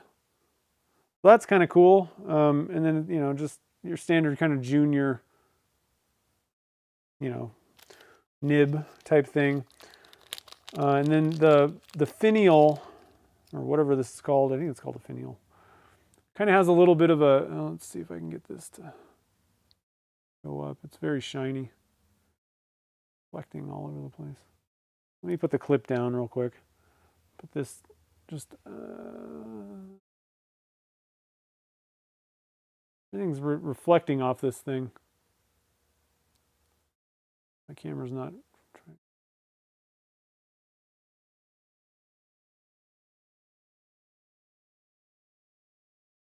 I don't know if you can see that. It's got a little bit of a thing on the cap, or whatever, the finial piece. But otherwise, it's just kind of, you know, your kind of standard junior gent type of a pen. So I'm just going to lay these parts out kind of the way that they go. Cap, body. Let's go get our pen blanks.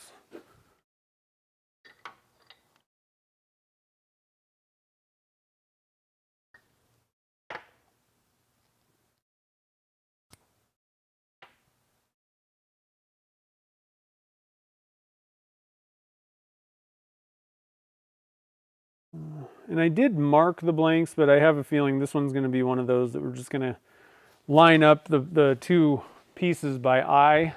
I don't know that the marks are really going to make any difference, because there's not really like a vein, I don't think. We'll see when I put them down, but I'm just putting my bushings away so I don't lose those. There's nothing that's really continuing on exactly, I don't think. So my mark was right there, and pretty much like right where we're at with this, the end of that thing. So I mean, there's really nothing, this thing being lined up doesn't really indicate a whole lot. I think I'm probably even just going to rotate it just a little bit. Might even flip it, because I actually like that better. But it definitely needs more darker. I don't, you know, just this is getting washed out on this end, the cap end. And I think it's just simply because there's just not enough mica powder in there. Somehow there's more in this end. Concentrated amount of mica.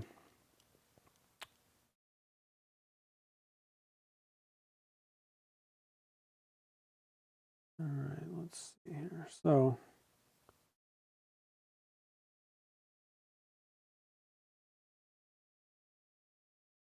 I always do this a little bit differently, but I think I'm actually going to press.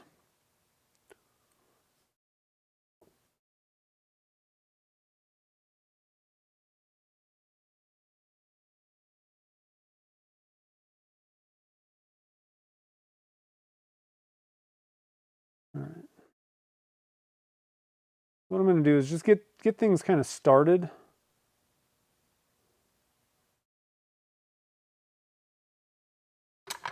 On both of these.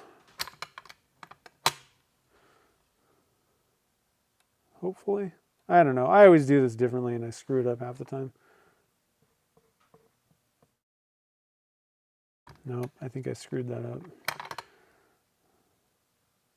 It might have pushed the...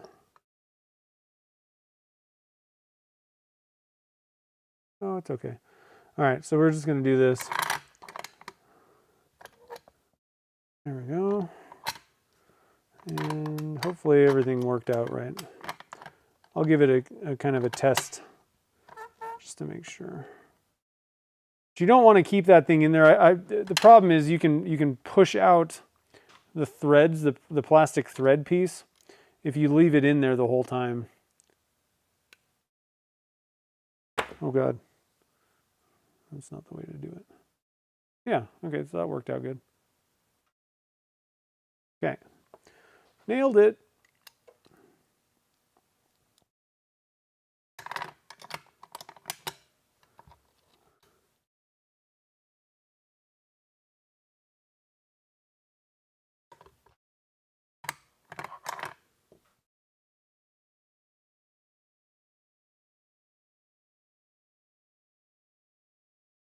All right, so let's see here. Oh, this one.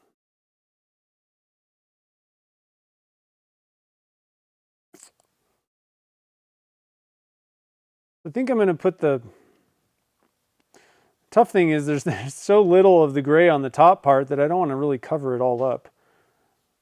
So I think I'm going to do kind of the clip on the side of this thing this time. I think that makes the most sense to me anyway.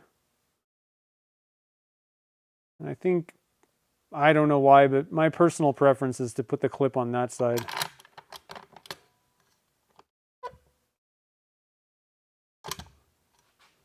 Ooh, that is a nice looking pen though.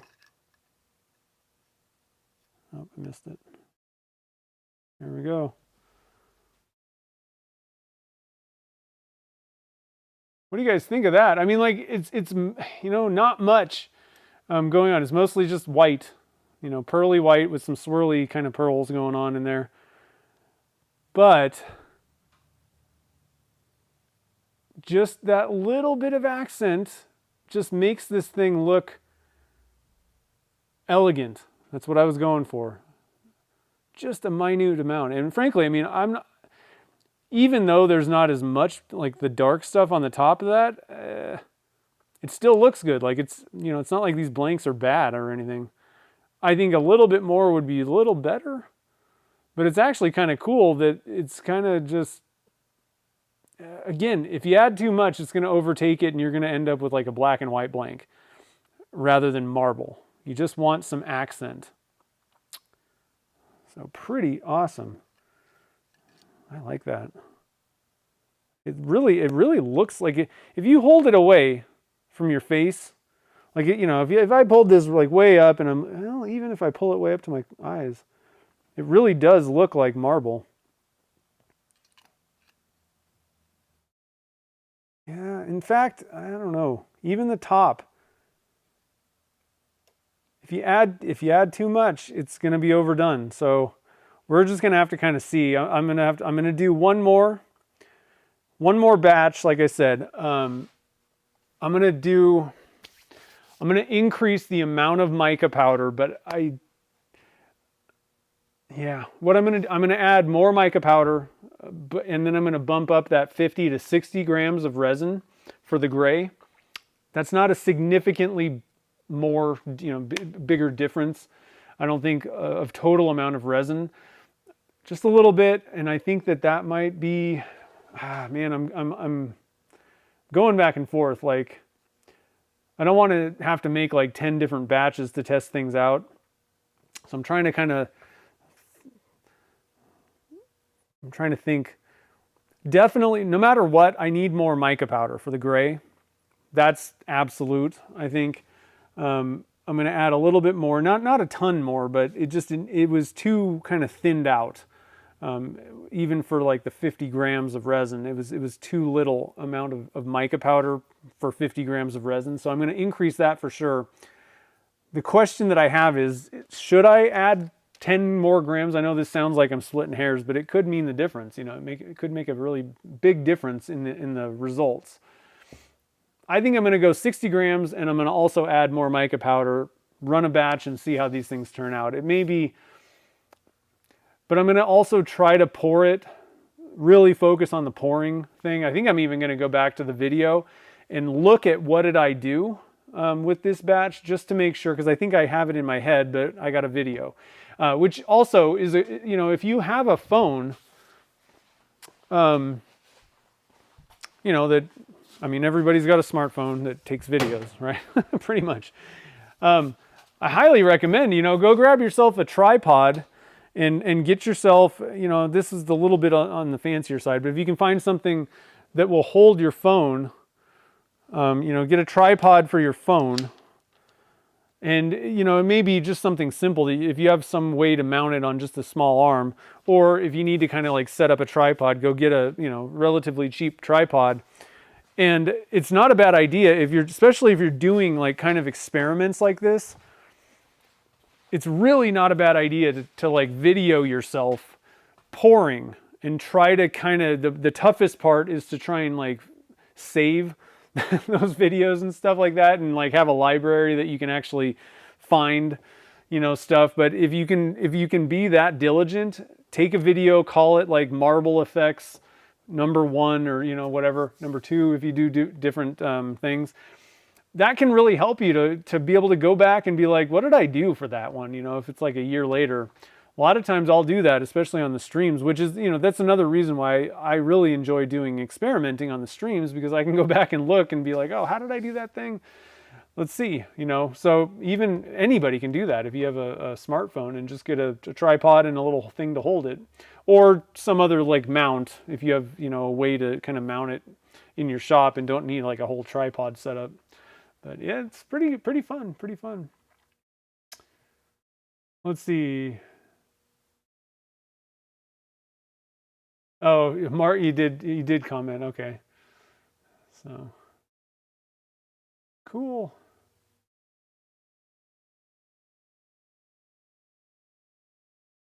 You're getting some scratch marks. Couple things. Oh, Kim's here. You need to contact me on my contact form on the website. Email me and get me your address, because you won the this was like months ago. You won the pen kit things from from Bullseye. Get me your address, Kim. You got the mandrels and the pen kits. You got let's see, what is it? You got an Artemis and an Apollo. And then you got the mandrels that go with them from Bullseye. So get me your address so I can ship it to you. I've been waiting. You weren't able to make it to the episodes that we did those. So just shoot me an email. I'll get you a prize.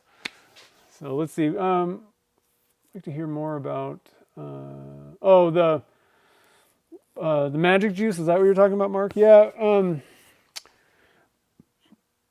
There's a couple things. So there's two, as far as I know, in my head, there's two ways that you could end up having scratches still.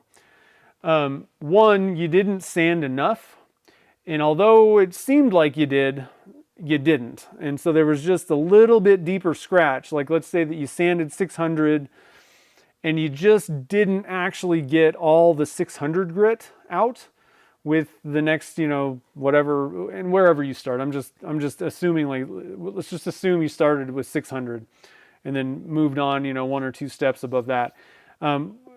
It could be that you just didn't get all of like one of the lower grit scratches out completely, and then it reared its ugly head by the time you polished it. So it's really more of a sanding issue than like a polish issue. On the other hand, you could be introducing scratches while you're polishing if you're using a fairly abrasive. That was my big thing, like I'm pretty sure you use the blue shop towels, if I remember correctly. I'm not, maybe not 100% sure, but if you're using like a really abrasive paper towel, it could be putting scratches in. That's one way. One thing that you could do to experiment is if you have like the magnifying glass things,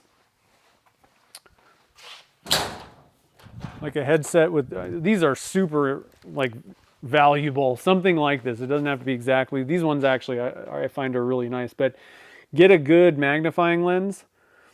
And like, this is a time where I don't recommend most people do this on most pens, but if you're having some issues and you're trying to track down like what's the cause, this is where I would pull out the magnifying lenses and like, do some experiments, like sand with 600, and then, and one other main thing is make sure that you do the, with the lathe on, sanding like around, what do you call that? Radially around the blank, they're swirling around the blank.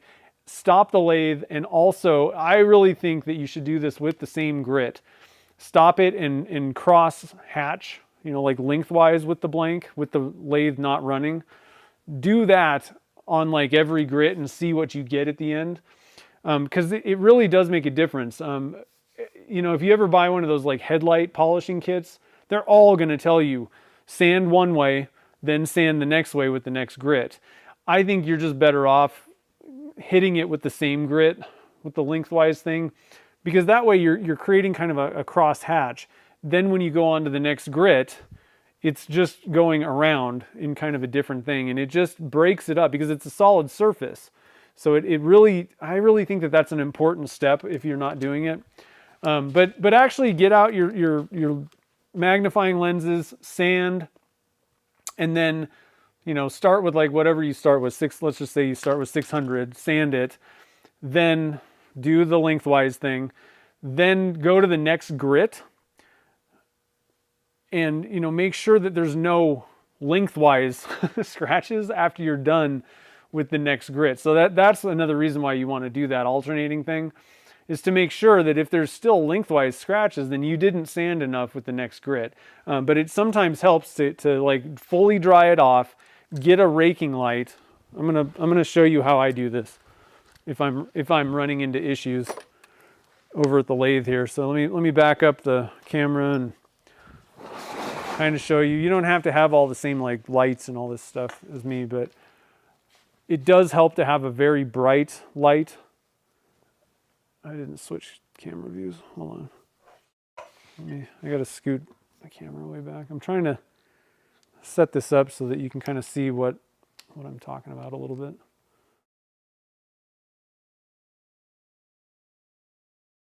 Maybe even like right here. I don't know what the best angle or whatever is going to be, but I want to kind of show you how to really see those scratch marks, because sometimes it's really hard, especially, and I would recommend doing this testing with a black blank, absolutely black. Just waste some resin, make a black blank. I don't need my tool. I'm going to get the dust collector out of my way, just so it's not like causing an issue. But what I do is I have this super bright, and it's kind of a focused light. Let me just turn that off. It's like a pretty, like a beam. I think that's the best light to use if you can find one. Just like, even if you just have like a flashlight, but you don't have to go out. These things are actually pretty expensive, but get something that's a little bit tighter beam. And then when you have your blank, on your lathe, what you want to do is you want that light to be like bouncing off right in your eye. You'll see every single scratch if you can get the correct like raking light angle. But so like you'll sand. You don't even need this thing on necessarily when you're sanding, but sand with 600, stop the lathe when you think you're done. Do the lengthwise sanding, then switch and maybe even try wiping off, see if that makes any changes, but then move on to the next higher grit and give it, good amount of time. But then that's when you want to inspect and make sure that there's absolutely no sideways scratches going on. And you can do that on every step of the way. But that might help if you haven't tried doing that, but it does help to get even magnifying glasses out, and look at it through those to really kind of see what that surface is doing.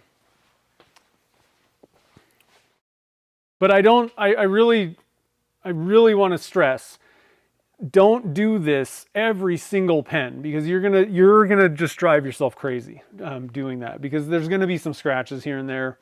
It just kind of happens most of the time. One of the beauties of Magic Juice is, even if there are some scratches, it kind of fills them. This is why it's such an interesting product and why it works so well, because regardless, even if you have a couple little scratches, which are going to happen. I mean, I almost guarantee you, if I hold this thing up, do that whole raking light, all that stuff, is it perfect? No, probably not. I don't really care though, because under normal light and without, 25 times magnifying lenses, I'm over at the lathe doing that. I mean, I can't see. I should probably, I can't see anyway, so I got to put some readers on here. I'm going to look at this though. It's a white blank, which means it hides scratches extremely well. Okay, I don't see any, but yeah, actually, no, I do. There's very fine scratches, I think. White is the easiest one to hide, though. They don't show up that well on a white blank. But if this was a black blank, I almost guarantee you there would be some very fine scratch marks in it, but you can't see them because the Magic Juice kind of fills it and it's still glossy. Now, where you have a really big problem is if there's scratches in it and the light is dulling, like you don't have a product that's like masking that kind of thing or whatever, or like filling in a little bit, then you've got areas that it's not glossy and it looks terrible. That's where there's a problem. But if there's some little fine scratches, but the light is still really glossy, then don't worry about it. Nobody's going to care. Nobody's going to be pulling out magnifying glasses, even if you're selling pens. They're not going to do all that kind of craziness. Just make sure that they look pretty good. You did? I didn't get an email. Did you do it today?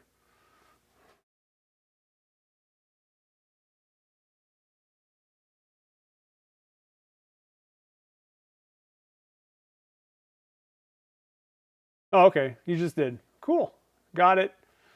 I'll send it out to you. I was excited that you won. And then I was like, oh, I don't know what your address is. You got an LED lamp? Yeah. Good, yeah. Like I said, it helps to try to identify if there's an issue, but like I said, to the general if your pens come out nice and glossy and you're looking at them and you're like, wow, and nobody's like, wow, there's a scratch in there, try to have somebody else look at them, but don't get all crazy with magnifying glasses and all this stuff if you're happy with the results. And nobody's complaining about anything. It's just not worth it. But if you're like, I'd like to investigate for a short period of time, I think it's a good idea to understand, to do it once, or, if you run into some issues down the road, maybe try and find an issue that might have cropped up somewhere. But just do it to understand, how to get a feeling of how long do you have to really sand for, and work on some things. But don't worry about, don't beat yourself up if there's like fine spider scratches. It's just not, it'll get scratched like shipping it, probably, like with that kind of a level of scratch. So don't get crazy about it. But magnify, it does help to understand, especially for newbies, I think, that don't really know how long do I need to sand this thing for. Well, do that for a little while to understand and get a feeling for how long you need to about sand, each step. but don't get too crazy about it. I think you'll drive yourself nuts, because I did it. I drove myself absolutely crazy chasing sanding scratches, and it's not worth it.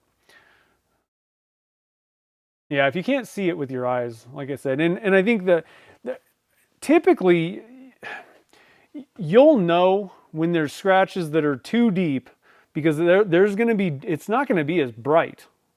It'll be kind of dull looking if there's a lot of scratches all over it and they're deep enough to where it's having a problem. It's like kind of refracting, or you know, the light's not bouncing off perfect. That's going to be a dull spot on your pen, dull area. That you'll know if it's not super bright. So hopefully that helps. Like I said, but don't beat yourself up about every little scratch. It's just not worth it at all. And I definitely, on lighter blanks, I know that they get hidden. I'm not gonna, whatever, it's good enough, you know. Unless it's not, then I'm like, ugh, maybe I should, you know, reload that thing.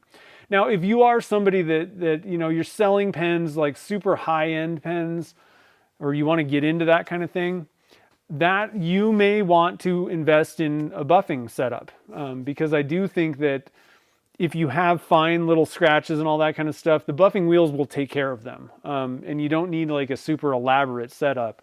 Let's go back over here and I'll show you mine.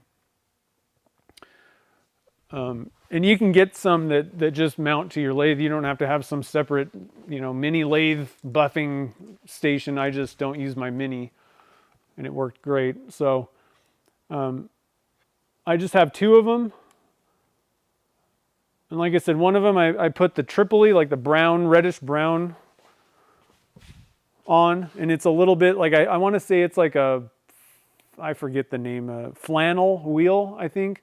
It's a little bit more aggressive wheel with, this is like the Tripoli Rouge is a little bit more aggressive, or like a lower grit, let's call it. That should take out pretty much any scratches that you have. If you sand up to anywhere from like 800 to 1500 grit, somewhere in that, you know, about 1000 grit or so, Tripoli will get rid of every 1000 grit scratch. Then I also have a white diamond. It's a white rouge. It's a softer, I think it's called like a cotton wheel or something like that. I'm not 100% certain. I bought this as a 3-wheel kit, and it had a more aggressive Tripoli wheel, and it actually had another wheel for wax, but I don't see the point of that one. These two will get you really good, but white diamond does not get it glossy like the Magic Juice polish. So you know, if I do that, you know, again, I can get every scratch out with my buffing wheels. If it's that important kind of thing, then you might look into buffing. That's all I'll say. But it isn't, you know, it's going to cost you some money to buy a wheel, buy the Rouge. And you'll have to kind of learn a little bit about how it works and all that kind of stuff, I guess. But it's not that hard. I mean, if I can do it, anybody can, I think. But I personally am able to get every scratch out with the buffing wheels. So might be something to look into if it's really that big of a deal. But this is like, I'm talking, it really has to be a big deal for you, or whatever. Like, you just cannot stand any scratches at all in your pens. Then maybe look into that. But I'd still go through the same steps. What I would do if I was going to buff, and I will do this on my kitless pens. A lot of times they're just a little higher level, and I would personally rather, I have the setup, so I know I can get every scratch out. So a lot of times if I'm making somebody a kitless pen, I do that. So what I will do is I'll go 600 grit, green, gray, maybe blue. No, I'm not going to do blue. 600 grit silicon carbide. I'll do the green. I'll do the gray Zonas. And then I'm going to go over to the buffing wheels, and it'll take care of everything. But then I'm going to come back to the lathe and mount it again. And I'm going to probably hit it with maybe the 4, but probably definitely the 5 and 6 of Magic Juice. You could probably even get away with just hitting it with the 6 of Magic Juice. Or if you're not a Magic Juice user and just want something to kind of give it a little bit more pop at the end, the Ring Bling from Turner's Warehouse, is also another good finishing step after like a white diamond or something like that. It'll just add a level of gloss above white diamond. So there's lots of different ways to get the same thing accomplished. Another thing that you could try if you have the entire pack of Zona papers is to try and just go all the way through Zona, because effectively, like Chad doesn't necessarily use magic juice on his pens. I think all he does is he goes straight through the Zona papers. And if you go up to like the 1 micron, the white Zona paper, I mean, that's going to be as good as whatever you're doing with magic juice, technically. It should be the same level. So that's another thing if you really want to experiment. But the problem is if you really go into all these different types of ways of doing all this stuff and don't just figure out the problem with what you've been doing, then you end up kind of chasing lots of different problems and trying new things that you don't really know, and it just ends up wasting a lot of time. Trust me, I know. I've done it. So anyway. Oh, you do have a Beal. So yeah, you know, if it really bugs you, maybe try hitting it with the Triple E and white diamond, and then just go back and hit it with the final 2, magic juice. Magic juice doesn't grab your... Yeah, that's true. Yeah. I have a little mandrel thing. And I don't know if you have pen mandrels at all, but a lot of people hate the way that I do this, but I have a little stick that I just put, if you're talking like kit pens, I just put the blank on this thing, and then I just kind of go this way. Technically, I also do it like vertically, and I actually stick this thing the dangerous way, but I never let the stick hit.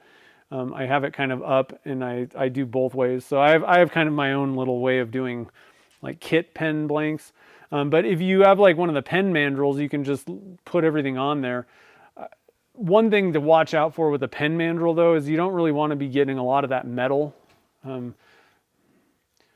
don't know. I'm trying to think of like another way. I've seen other people do this type of like a stick of some sort. I don't know. I think that'll work. If you can just make something, or even just use a dowel or something like that, and kind of hold it. That way it doesn't really fling it so much, and just, you know, stay on the bottom of the wheel. You should be good. But even saying that, like doing everything all perfect and whatever, the buffing wheels can grab things. So I just want to, you know, make everybody aware of that. It is a little bit more risk than just using magic juice, but again, though, for like 90% of people out there, magic juice or whatever you're using is plenty for most people. You just don't necessarily need to do all these extra little things, because like it's like very minor incrementally better, you know, but it's so not that much better that, you know, a lot of these things end up, it's like, you know, bang for your buck. Is it really going to be worth doing all these extra steps to get like 1 or 2 little scratches out that nobody can see? That's the problem, is, you know, diminishing returns. It just, a lot of times it's not really worth it unless it aggravates the heck out of you and you want to do that. Or, you know, in some cases you are selling stuff for hundreds of dollars, then yeah, you know, you should probably get most of the scratches out. It's up to you, though. I think in most cases, most people don't need to go to these extremes with buffing and all this other extra stuff, especially if you don't have that set up. So anyway, guys, I'm pretty excited about this. Again, the Pen Blank Club, if you guys haven't, you know, if you haven't heard of it, it's a monthly subscription. The blanks that we make on the stream, like these guys, probably going to have one we're going to try one more thing and see how they turn out. But, you know, all these things, they're not available on my website. It's just through I mean, you can join the Pen Blank Club, but I'm not selling most of the things that I do on the stream. They go to the Pen Blank Club. So if you want to join that, there's a link down in the description. And I'll drop one into the chat just for anybody that wants to join. There's still a few spots open. 1 or 2, I think.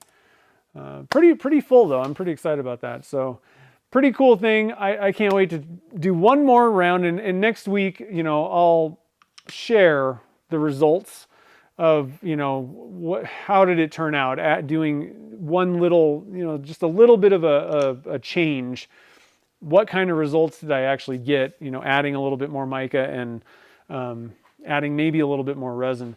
I'm extremely happy though with the gold ones. I'm not doing anything. These things are like dialed in. So for the Pen Blank Club folks, if you're watching, half of you will get a gold one, half of you will get one of the best version of the marble, regular marble ones. Should be pretty fun, but I really enjoyed making this pen. It's always fun when, you know, you pour blanks, and it's rare with vertical blanks to be like, that looks really good. That looks like marble. That's what I had in my head. So on the outsides, these were like dead on, spot on, perfect. And that's the key, right? Because we didn't drill it out and turn it down to a thin amount. It looks perfect in this state. And I think that's why my brain is telling me, I think the issue is we need to have more mica powder, because it's just dulling it is more the problem. It's not so much a volume, how much gray is in there. That it was pretty good. It's more just more intensity so that it doesn't drown it out when we thin it, and trying to get it dispersed the right way when I pour it. That's about it. But I think I did a pretty good job. So anyway, hope you guys enjoyed it. We'll do something else next week. It should be pretty fun. Hope you guys have a great rest of the weekend, I guess. Great night and rest of the weekend. Don't forget, November 15th is the cutoff date. You have to have your ornaments for the ornament challenge in Turner's Warehouse hands, not like stamped, but like they have to have the box, or you know, the package and the ornament that you make in their hands by November 15th. Okay, so lots of categories, lots of information. I'm going to link to that down below. There's a link up in the chat window, just to make sure we're covered. There's a link to all the details and everything on their website. So anyway, guys, I hope you have a great rest of the evening, and I'll see you guys